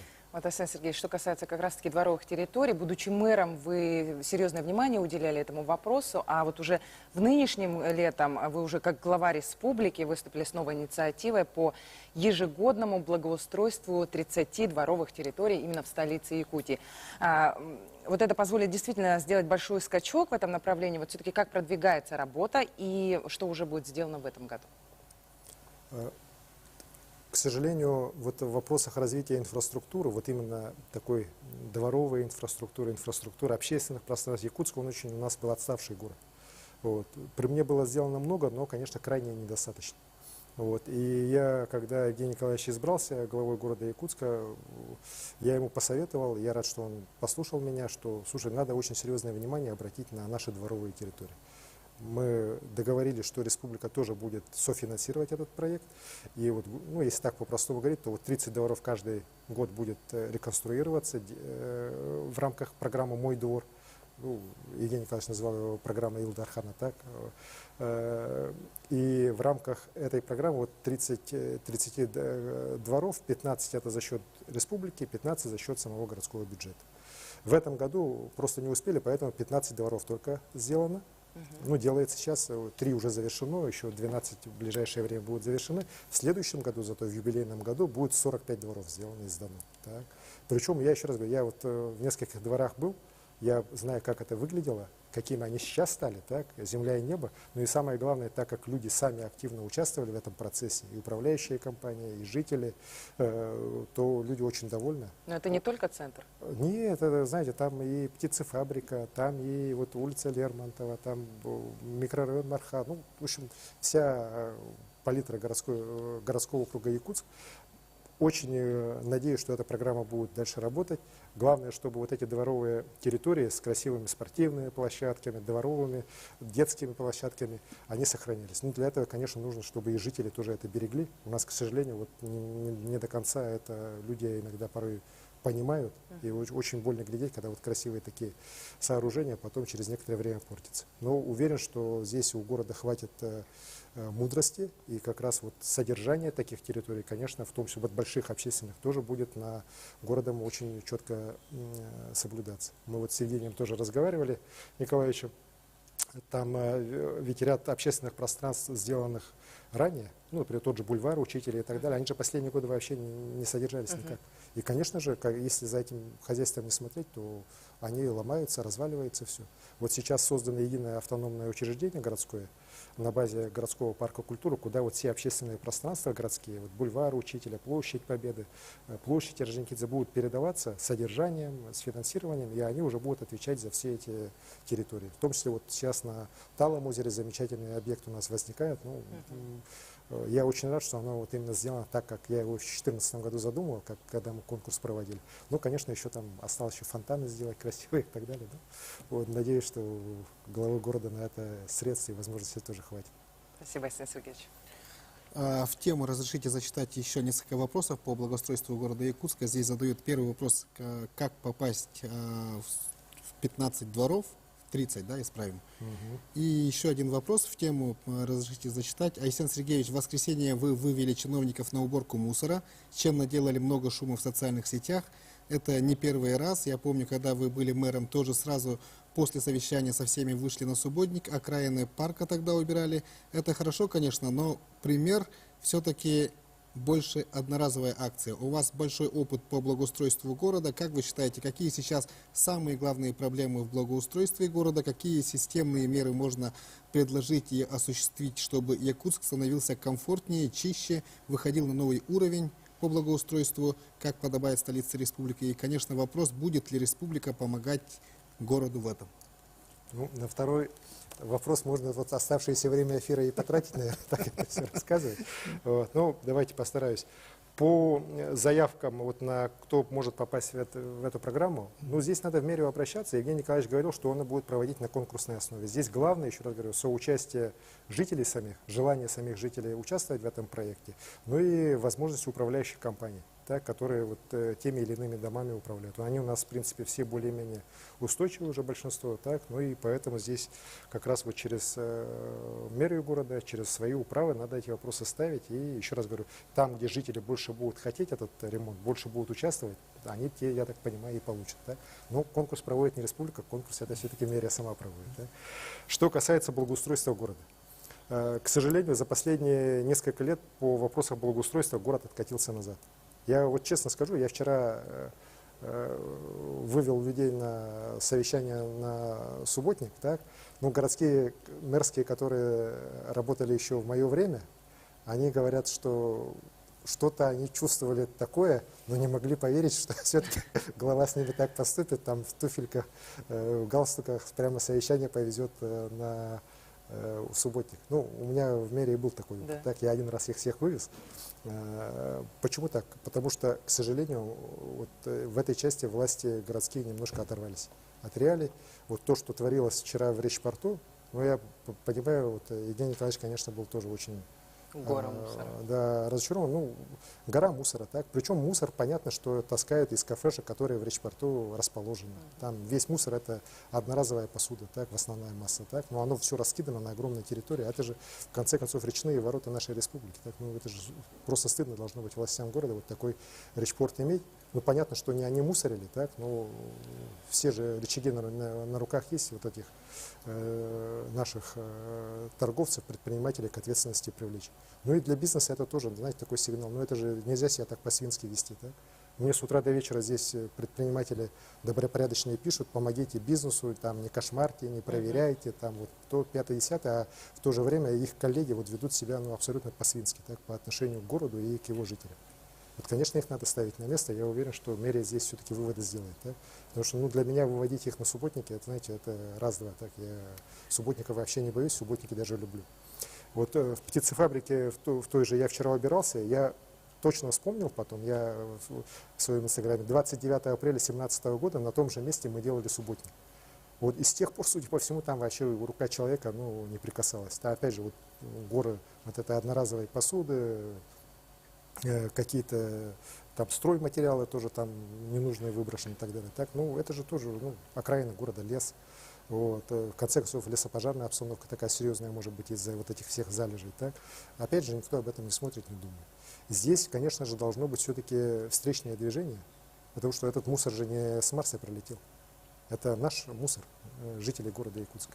И здесь, конечно, надо, вот вообще жителям Якутии в этой части надо очень серьезно всем подтянуться. Мы вот любим во время лесных пожаров все там рассуждать о природе, об ее защите и так далее. Я читаю же это все, смотрел это все, так. Но когда вот идет речь о мусоре бытовом, да, тут все окраины наших сел, окраины наших городов, они все в леса, все в мусоре, в бытовом мусоре, который мы с вами там оставляем, бросаем, вывозим. Вот, сами относятся по-свински, так, ну и природа, вот, наверное, может быть, мне тоже один старый человек говорил, природа решила немножко нас тоже на место поставить, да? Вот, показать, кто мы есть и что мы можем. Так. Вот надо все-таки природу не только на словах, а на деле тоже любить. И наше отношение к ней, если будет хорошее, уважительное, с любовью, то я думаю, что и природа к нам с любовью будет относиться. А то мы от нее все брать, там, выкапываем богатство, ссорим, мусор бросаем везде, так, ничего не убираем, а потом ждем, что природа к нам будет хорошо относиться. Я считаю, что здесь мы должны все подтянуться. Ну а что касается вопроса благоустройства города, мы здесь с Евгением Николаевичем очень часто общаемся. Подходы новой городской команды я поддерживаю. Вот, уверен, что главное, чтобы у них все получилось, надо им просто работать и, еще раз говорю, ногами ходить по земле, по городу, все получится. Ничего страшного нет, в нем нет, в этих вопросах. Тот же самый «Миллион цветов», когда я первый раз произнес, так на меня смотрели, знаете, многие в городе, ну, с Луны человек прилетел, тут начал нам сказки рассказывать. В конечном итоге, вот в 2017 году, когда, ну, я вот избирался второй раз, мы посадили 1 600 000. Да. Ну, помнишь же город какой? Мне же туда бабушки на улице подходили, плакали и говорили: Александр Сергеевич, вот мы впервые в Якутске ходим по улицам, и запах цветов у нас. Вот, к сожалению, это в силу там разных субъективных причин последние годы не делалось, но в следующем юбилейном году мы, я уверен, в Якутске 1 миллион точно посадим цветов. Александр Сергеевич, летом из-за пожаров, а больше из-за засухи селяне не успели заготовить необходимый запас кормов. Как будет восполнена потребность сени и других кормов? Безусловно, лето этого года было очень суровым. Вот, знаете, вот это не просто слова, когда мы говорим, что это было самое засушливое и самое жаркое лето за всю историю метеонаблюдений. Вот в июне месяце, когда вот как раз трава набирает силу, когда она максимально растет, у нас средняя норма осадков 40 миллиметров в республике Саха-Якутия. Вот в центральной части, вот в Заречной группе, в Вилюйской группе района, у нас выпало 1,8 миллиметра. То есть это более чем в 20 раз ниже нормы. Вот. Конечно же, у нас поэтому травостой очень плохой по ряду районов. Ну и, конечно же, вот и лесные пожары — это во многом причина вот этой страшной засухи, страшной жары, которая ситуацию усугубила. Но при этом я бы хотел выразить огромную благодарность нашим селянам, нашим аграриям, которые, несмотря на это труднейшие условия, которых никогда в истории еще не было, они все отнеслись к вопросам вот, сенокоса, заготовки кормов как никогда ответственно. Вот, вы знаете, в начале, вот, где-то в августе месяце звучали цифры, что мы приготовим, там, наверное, не более 70% кормов. Потом говорили, ну, может быть, 75%. Сегодня я хочу сказать, что у нас заготовлено 82% в целом по республике. Это выше, чем мы ожидали. Это неплохие показатели на самом деле, да, потому что ну, с 85% теоретически у нас республика даже могла зимовку выйти.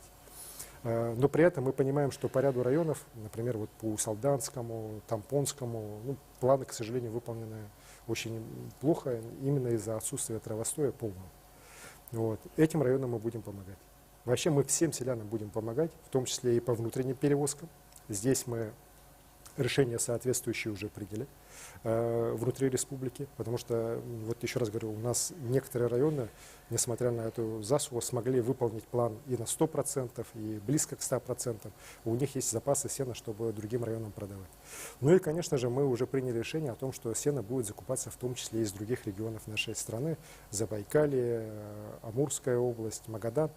Там, к сожалению, конечно, есть проблемы, связанные с тем, что в этих районах у нас есть карантинные меры, связанные там с заболеваниями свиней и так далее, но в установленном порядке, с соблюдением всех мер, тоже будет организован вывоз сена для наших селян из тех регионов. В целом хочу сказать, что я уверен, что мы с задачей зимовки скота справимся, тем более есть все-таки обнадеживающие цифры, по которым мы видим, что у нас количество дойного стада растет, люди все-таки заинтересованы в том, чтобы сохранить и крупный рогатый скот, и лошадей, и, конечно, мы сделаем все, чтобы им помочь. Арсений Сергеевич, ну, у нас есть звонок из Сунтарского района. Здравствуйте, говорите, мы вас слушаем, вы в прямом эфире.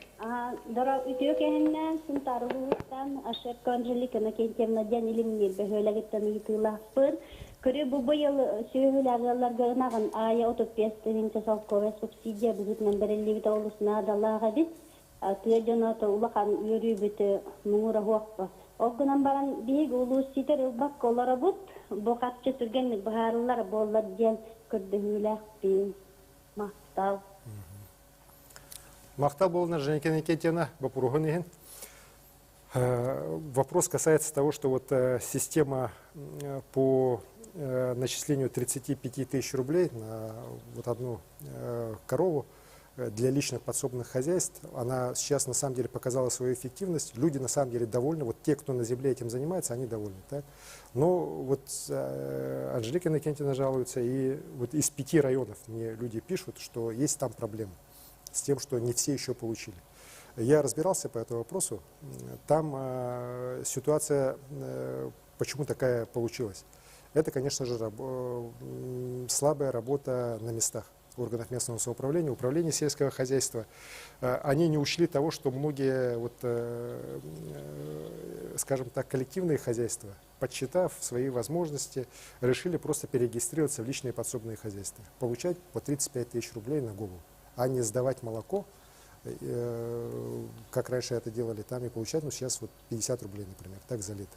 Потому что там, конечно, есть сейчас вот достаточно много ограничений, связанных в том числе с ветеринарными требованиями, вообще в целом с бизнесом, который люди вот этим занимались по сдаче молока.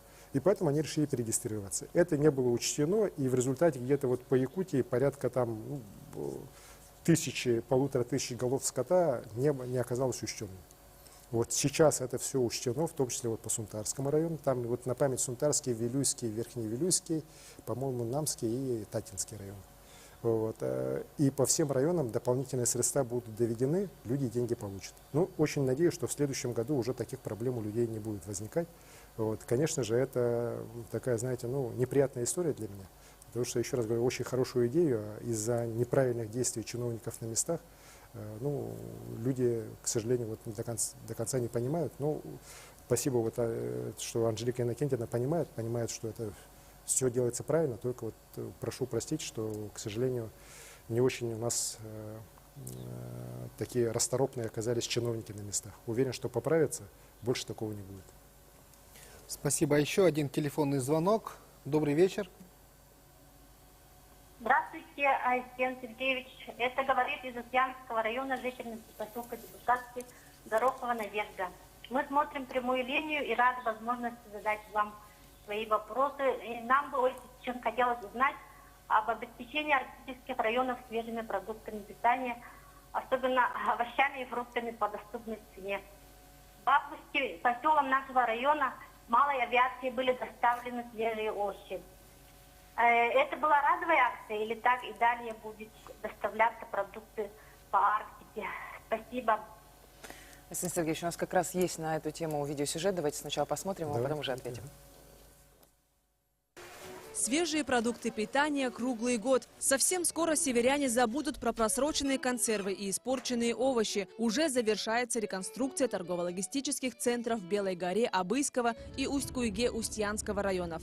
Эти центры позволят увеличить объемы завоза и обеспечат качественные условия хранения завозимых продуктов. Они будут оснащены торговыми залами, комнатами для персонала, теплым складом, хранилищем для картофеля и холодильными камерами. Эти важные объекты обеспечат снабжение Индигирской и Янской группы районов. Помимо этого, впервые за много лет на севере восстанавливают авиаплощадки. Продумана новая логистическая схема доставки грузов. Если по прежней стоимость перевозки продуктов обходилась в 610 рублей за килограмм, то по новой схеме, а это собственный водный транспорт и стыковка на самолете Ан-2, стоимость доставки понижается до 168 рублей. Экономия существенная – 442 рубля за каждый килограмм. То есть, благодаря данному масштабному проекту, цены на продукты значительно снизятся. Если даже сравнить в Якутске, то у нас здесь цены увеличиваются в 2-3 раза. Это неприемлемо для наших жителей, которые проживают в наших вот этих районах и в наследах. Поэтому благодаря постройке установки логистического центра в Куйге обещают, что в октябре он будет открыт, задействован, и там будут продаваться по ценам гораздо ниже. Цена картошки будет в арктических районах составлять 74 рубля. То, что будет сейчас завезено кораблем, и эта цена будет держаться до Нового года. Я смотрю, цена колеблется там от 70-80 рублей, то есть это фактически цена города Якутска. Благодаря восстановительным работам по авиаплощадкам на сегодня продукты удалось завезти в 36 поселений труднодоступной арктической местности. Во многих из них самолеты не садились уже более 20 лет. Количество поселков, где будут подготовлены авиаплощадки, оно увеличивается в разы. И сейчас посмотрим, что покажет себя полеты по Индигирской группе. Я думаю, что с такими темпами к 2022 году уже замкнем цикл системы по авиасообщениям Ан-2. Задача поставлена правительством главы республики на следующий год еще 4 торгово-логистических центра ввести в строй. Навигационная часть схемы полностью налажена. Дополнительно приобретено водное судно, построен новый склад и отремонтированы старые хранилища. Уже определены поставщики местной продукции. Также заключен долгосрочный контракт на поставку фруктов, специй, овощей и сухофруктов с Республики Узбекистан. Официальное открытие торгово-логистических центров в поселках Белая гора и Усть-Куйга назначено в первой половине октября текущего года.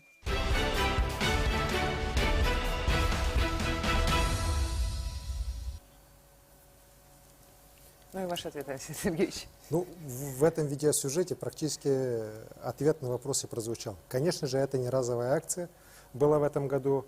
Мы очень внимательно рассматривали вопросы снижения транспортных расходов вообще по Арктике, в том числе на доставку продовольствия туда. Наша главная задача, которую я поставил перед председателем правительства Андреем Владимировичем Тарасенко и вот Николаем Алексеевым, Якутопторг, заключалась в том, чтобы как раз снизить вот эту транспортную составляющую, чтобы люди могли покупать продукты питания, в первую очередь овощи, фрукты, дешевле, чем они делают это сегодня. Вот. И могли бы там овощи, фрукты тоже храниться. Благодаря работе Министерства Арктики была разработана вот такая концепция создания торгово-логистических центров. Причем эти торгово-логистические центры будут созданы во всех, без исключения, арктических районах нашей республики, во всех 13. Началось это все со Скалаха. Вот. Сейчас мы видим, что вот уже Белая гора, Усть-Куйга, в дальнейшем уже будем идти, и еще раз говорю, до 2024 года все районы должны быть арктически закрыты в этом вопросе. Плюс к созданию торгово-логистических центров мы, конечно же, прибавляем работу авиации. На самом деле, из многих малых поселков мне информация приходит, что люди впервые после развала Советского Союза получили через авиасообщения такие овощи, фрукты. Так, на Ан-2 их завозили. Здесь, конечно, начала работать и малая авиация, это тоже очень хорошо, в том числе это частные компании, авиакомпании. В результате этой работы, сейчас вы услышали, что стоимость транспортная снижена, грубо говоря, с 600 до 200 рублей на килограмм груза. Да, это огромная экономия для нас. И, безусловно, эту работу будем продолжать, в том числе будем увеличивать количество авиаплощадок, будем также смотреть вопросы завоза более эффективного овощей и фруктов, например, из Узбекистана. Пробные партии в этом году поступили, эффект очень хороший. Мы уверены, что такое сотрудничество с странами СНГ у нас тоже должно налаживаться, чтобы мы все-таки выходили уже напрямую на производителей и закупались там, так, а не втридорога закупали через перекупщиков. Я считаю, что в вопросах особенности государственных поставок, в вопросах поставок для системы образования, социальной системы, мы должны в этой части тоже работу серьезную сделать. Конечно, не скажу, что это все у нас сразу появится, да, но положительный опыт Якутавторга этого года, он показывает, что мы на правильном пути. Поэтому будем идти в этом направлении и обязательно результата добьемся. Спасибо. Давайте примем еще один телефонный звонок. Добрый вечер, вы в эфире. Алло, добрый вечер, Арсений Сергеевич. Добрый вечер. Наталья, из Колымского района. Вы у нас гостили в 2019 году. Детки очень хорошо вас помнят и постоянно смотрят прямые эфиры. Сейчас сын Николай уже ученик 2 класса Черской школы. Хочет задать у вас вопрос.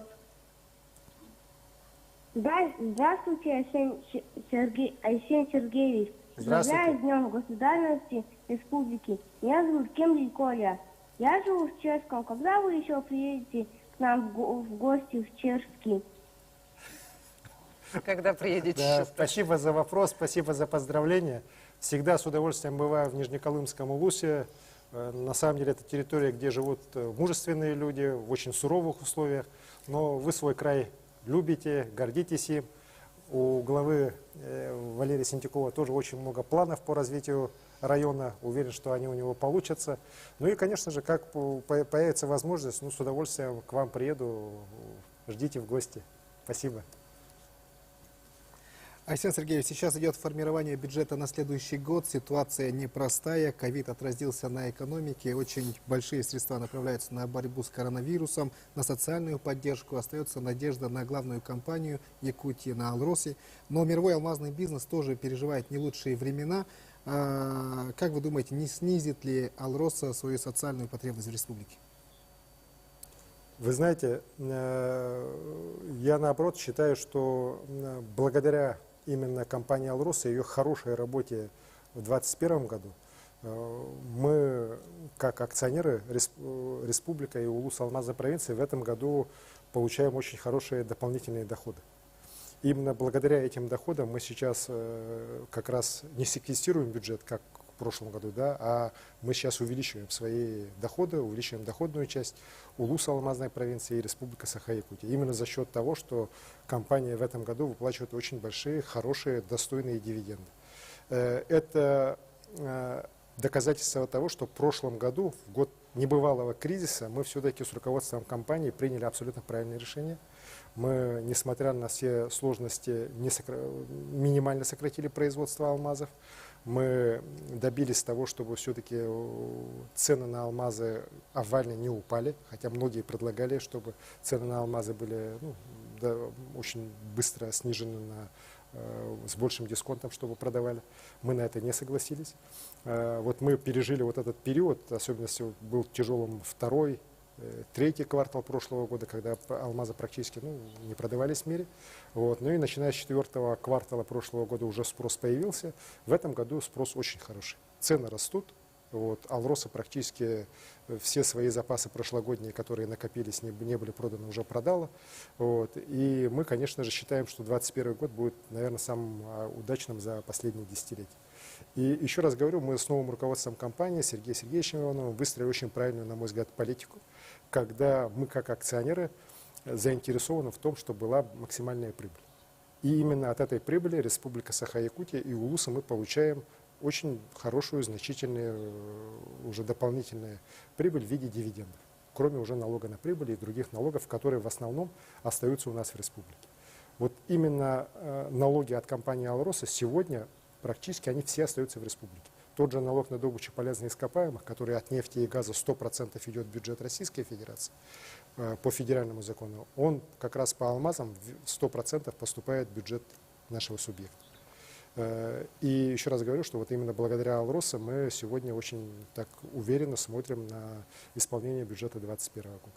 Вместе с тем, конечно же, мы заинтересованы в том, чтобы компания свою социальную политику на территории, где она производит алмазы, никоим образом не ухудшала, а наоборот даже улучшала.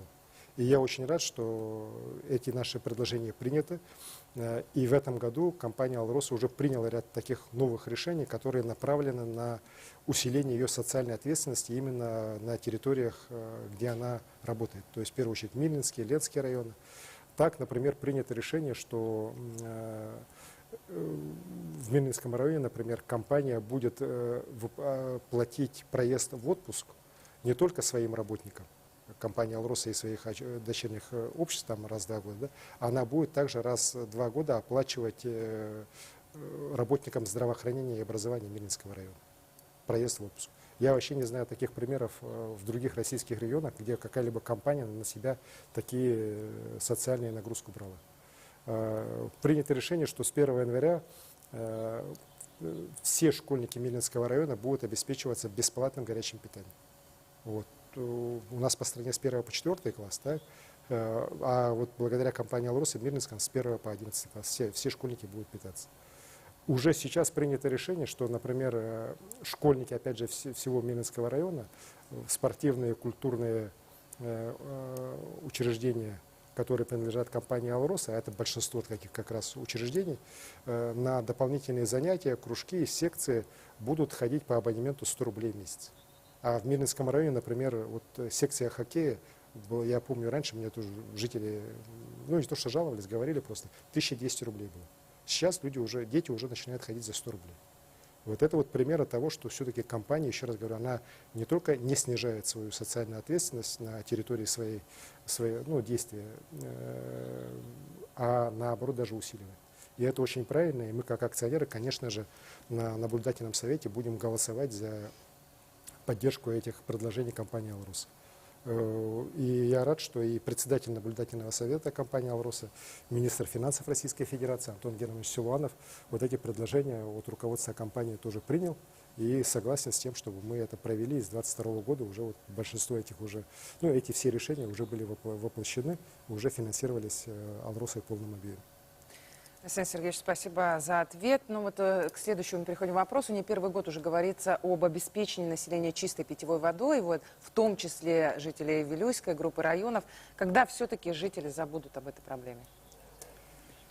Безусловно, вот особенности после той аварии, которая у нас была в 2018 году, связанная с загрязнением реки Вилюй в результате прорыва дамбы на реке Ирелях и попадания грязной воды в систему реки Вилюй, мы тогда договорились с компанией, что будет принята 5-летняя программа по обеспечению чистой водой населения Вилюйской зоны. 2 миллиарда рублей стоимость общей этой программы, она вся финансируется, по всем населенным пунктам работы проводятся. Там очень большой перечень, начиная от закупки специализированной техники водовозной, заканчивая уже реконструкцией водоочистных станций, установкой этих станций модульных, в том числе поиском воды. По всем направлениям работа очень четко по графику идет. Я уверен, что по 2024 год вся работа по обеспечению чистой питьевой водой населенных пунктов вдоль реки Вилюй и ее притоков, она будет полностью завершена.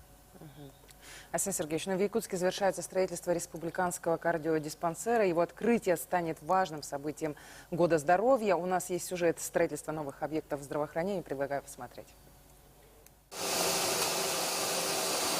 Сварка, монтаж электроснабжения и вентиляции. На финишной прямой строительство одного из самых ожидаемых объектов здравоохранения республики – кардиологического центра. В настоящее время все 8 этажей построены. Стройготовность составляет почти 76%. Работы ведутся согласно графику производства работ. На объекте работает около 180 человек. Это ведутся работы по внутренней отделке, монтажу вентиляционного оборудования, монтажу слаботочной системы, да, и другие сопутствующие инженерные работы. Новое здание рассчитано на 150 мест. Его площадь больше 15 тысяч квадратных метров. Объект вошел в программу развития Центров экономического роста Дальнего Востока. На его возведение из бюджета страны выделено около 4,5 миллиардов рублей. Проект упакован полностью. Здесь будут сконцентрированы самые лучшие оборудования, самые лучшие технологии. Здесь будут представлены отделения кардиологии, нейрососудистой реанимации, а также кардиореанимации. Строителям поручено обеспечить безопасные зоны на 7-м этаже в отделении интенсивной терапии. В эксплуатацию он должен быть сдан в декабре этого года. Не менее важный объект – строительство онкологического республиканского центра идет даже с опережением графика. Все монолитные работы завершены. В разных блоках здания уже идет отделка, бетонирование лифтовой шахты, штукатурка внутренних стен. На сегодняшний день ведется работа по фасаду, сейчас ведется, кровлю полностью закончили, и внутренние работы по запуску тепла начнем уже в зимний период. Мощность онкоцентра позволит принимать в поликлинике до 210 человек в смену, а стационар вместит 180 коек, плюс хозяйственный блок. Правительство региона ставит амбициозные планы сдать объект на год раньше поставленных сроков, уже в 2022 году. В республике поставлена масштабная задача не только строительства крупнейшего объекта, но и кадрового оснащения. К открытию онкодиспансера потребуется больше 1000 работников, медицинского и вспомогательного персонала. Врачей готовят на базе кафедры онкологии медицинского института и федеральных медицинских центров. Параллельно ведется работа по оснащению новейшим медицинским оборудованием, что позволит выявлять болезнь на ранней стадии. Соответственно, в разы повысить шансы успешного лечения. С вводом этого центра, возможно, будем выявлять еще больше. Так что этого пугаться не надо. Это возможности диагностики и возможности специалистов. А то, что будет оказываться помощь, скорее всего, мы будем выявлять даже ранние стадии для того, чтобы успех от лечения был гораздо лучше. Оба объекта крайне важны для населения республики. Онко- и кардиоцентры строятся по поручению президента страны Владимира Путина для улучшения качества жизни и здоровья людей. Фултон Валареса, Василий Соловьев, Вести, Якутия.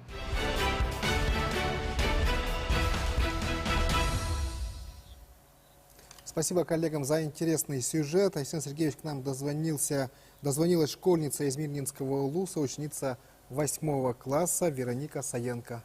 Вероника, мы вас слушаем. Уважаемый Арсений Сергеевич. Пользуясь случаем, хочу поздравить всех с Днем государственности Республики Саха-Якутия и с открытием масштабного проекта «Точка роста».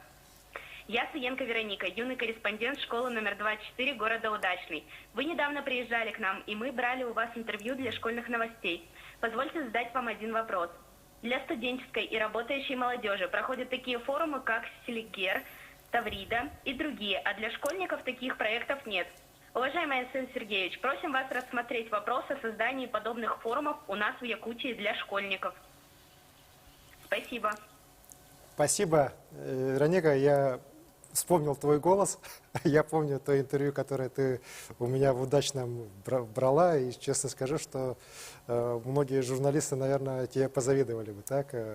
Твоей напористости и твоим таким очень непростым вопросам. По форуму школьников я сразу отвечу, что я полностью поддерживаю, чтобы у нас такие мероприятия проводились. У нас очень талантливая, очень знаете, в хорошем смысле продвинутые школьники. Мы одни из лидеров в стране по системе работы с одаренными детьми. И вот у нас сейчас строится на основе государственно-частного партнерства детский лагерь отдыха «Полярная звезда» под Якутском, который будет работать круглогодично, где будут отдыхать в течение года тысячи детей со всей республики. И как раз в рамках работы этого детского лагеря я руководству предложу Министерства образования, чтобы был рассмотрен вопрос, чтобы постоянно такой действующий форум у нас проходил. Хорошая идея, спасибо. Ну и успехов вам в учебе, в вашей деятельности как юного корреспондента. Спасибо. Спасибо. Еще один телефонный звонок. Чурапчинский улус, село Туракёль.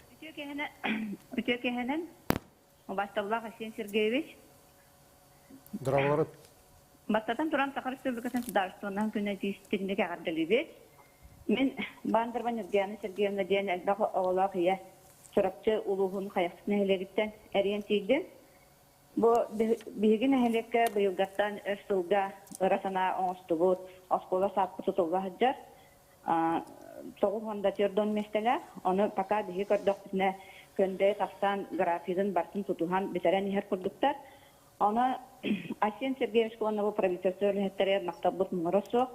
Она бихиха хамай долготар вопрос пут. Бу эхил биге осколабот балаган ин басты күнүгөр битен үлага кирехте. Она булагана хамай долгыярбот ыйтарбыттен.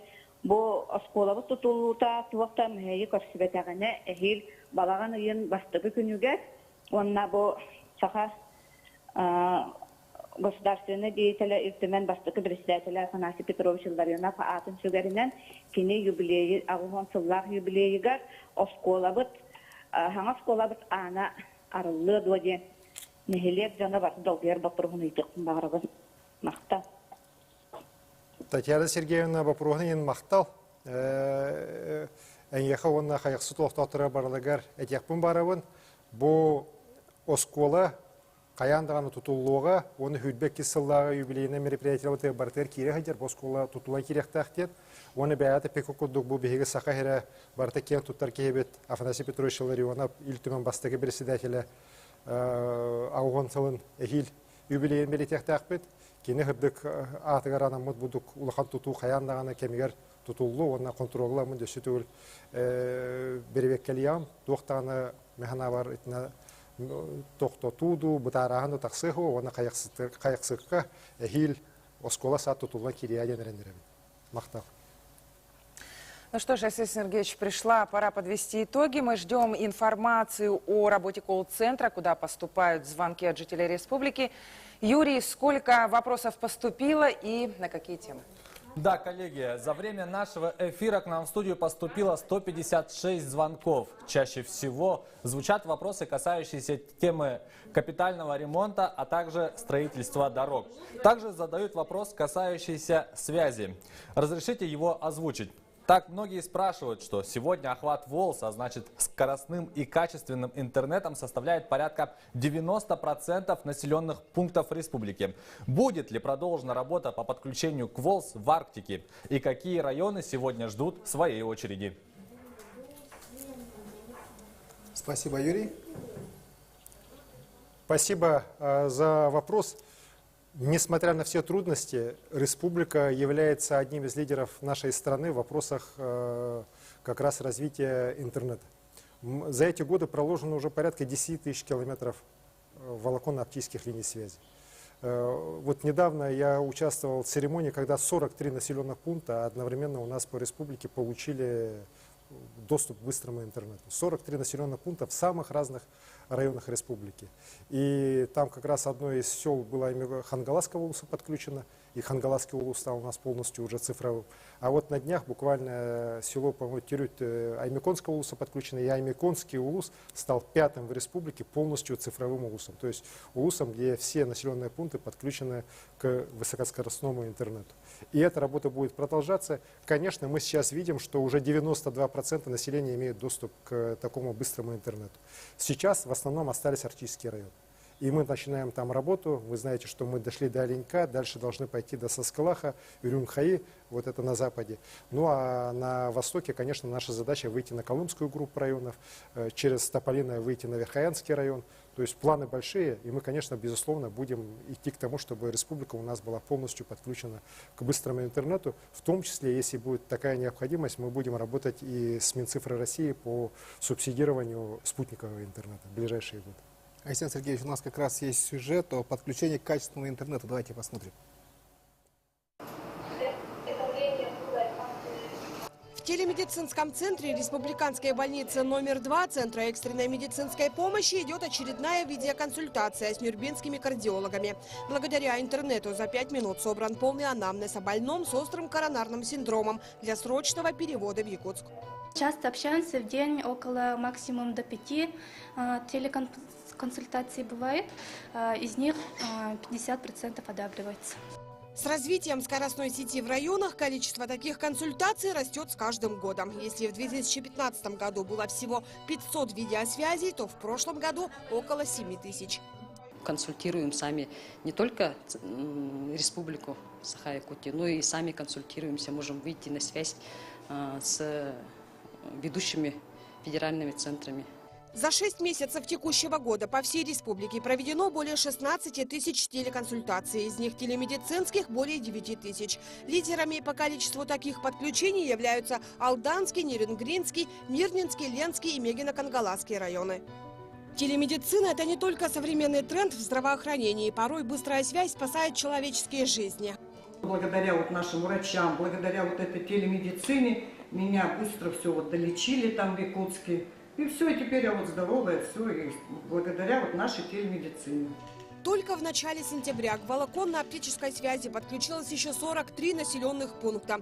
Хангаласский район стал 4-м цифровым районом республики, где все населенные пункты подключились к ВОЛС. Скоростной интернет постепенно добирается до севера и Арктики. Телемедицина для Арктики имеет огромное значение. Это, во-первых, круглосуточная консультация с ведущими специалистами города Якутска, республиканских клиник. Во-вторых, это образовательная функция. Ведь медицинские работники должны заниматься самообразованием постоянно. Здесь нам верный помощник телемедицина и ВОЛС. В этом году завершается и 3-летний план по подключению социально значимых объектов в рамках нацпрограммы «Цифровая экономика», где более 1300 объектов образования, культуры и здравоохранения будут иметь скоростной интернет. Кроме того, труднодоступные районы подключаются к спутниковой связи со скоростью приема 5 мегабит в секунду, что позволяет на спутниковом сегменте спокойно проводить видеоконференц-связь и пользоваться всеми услугами интернета.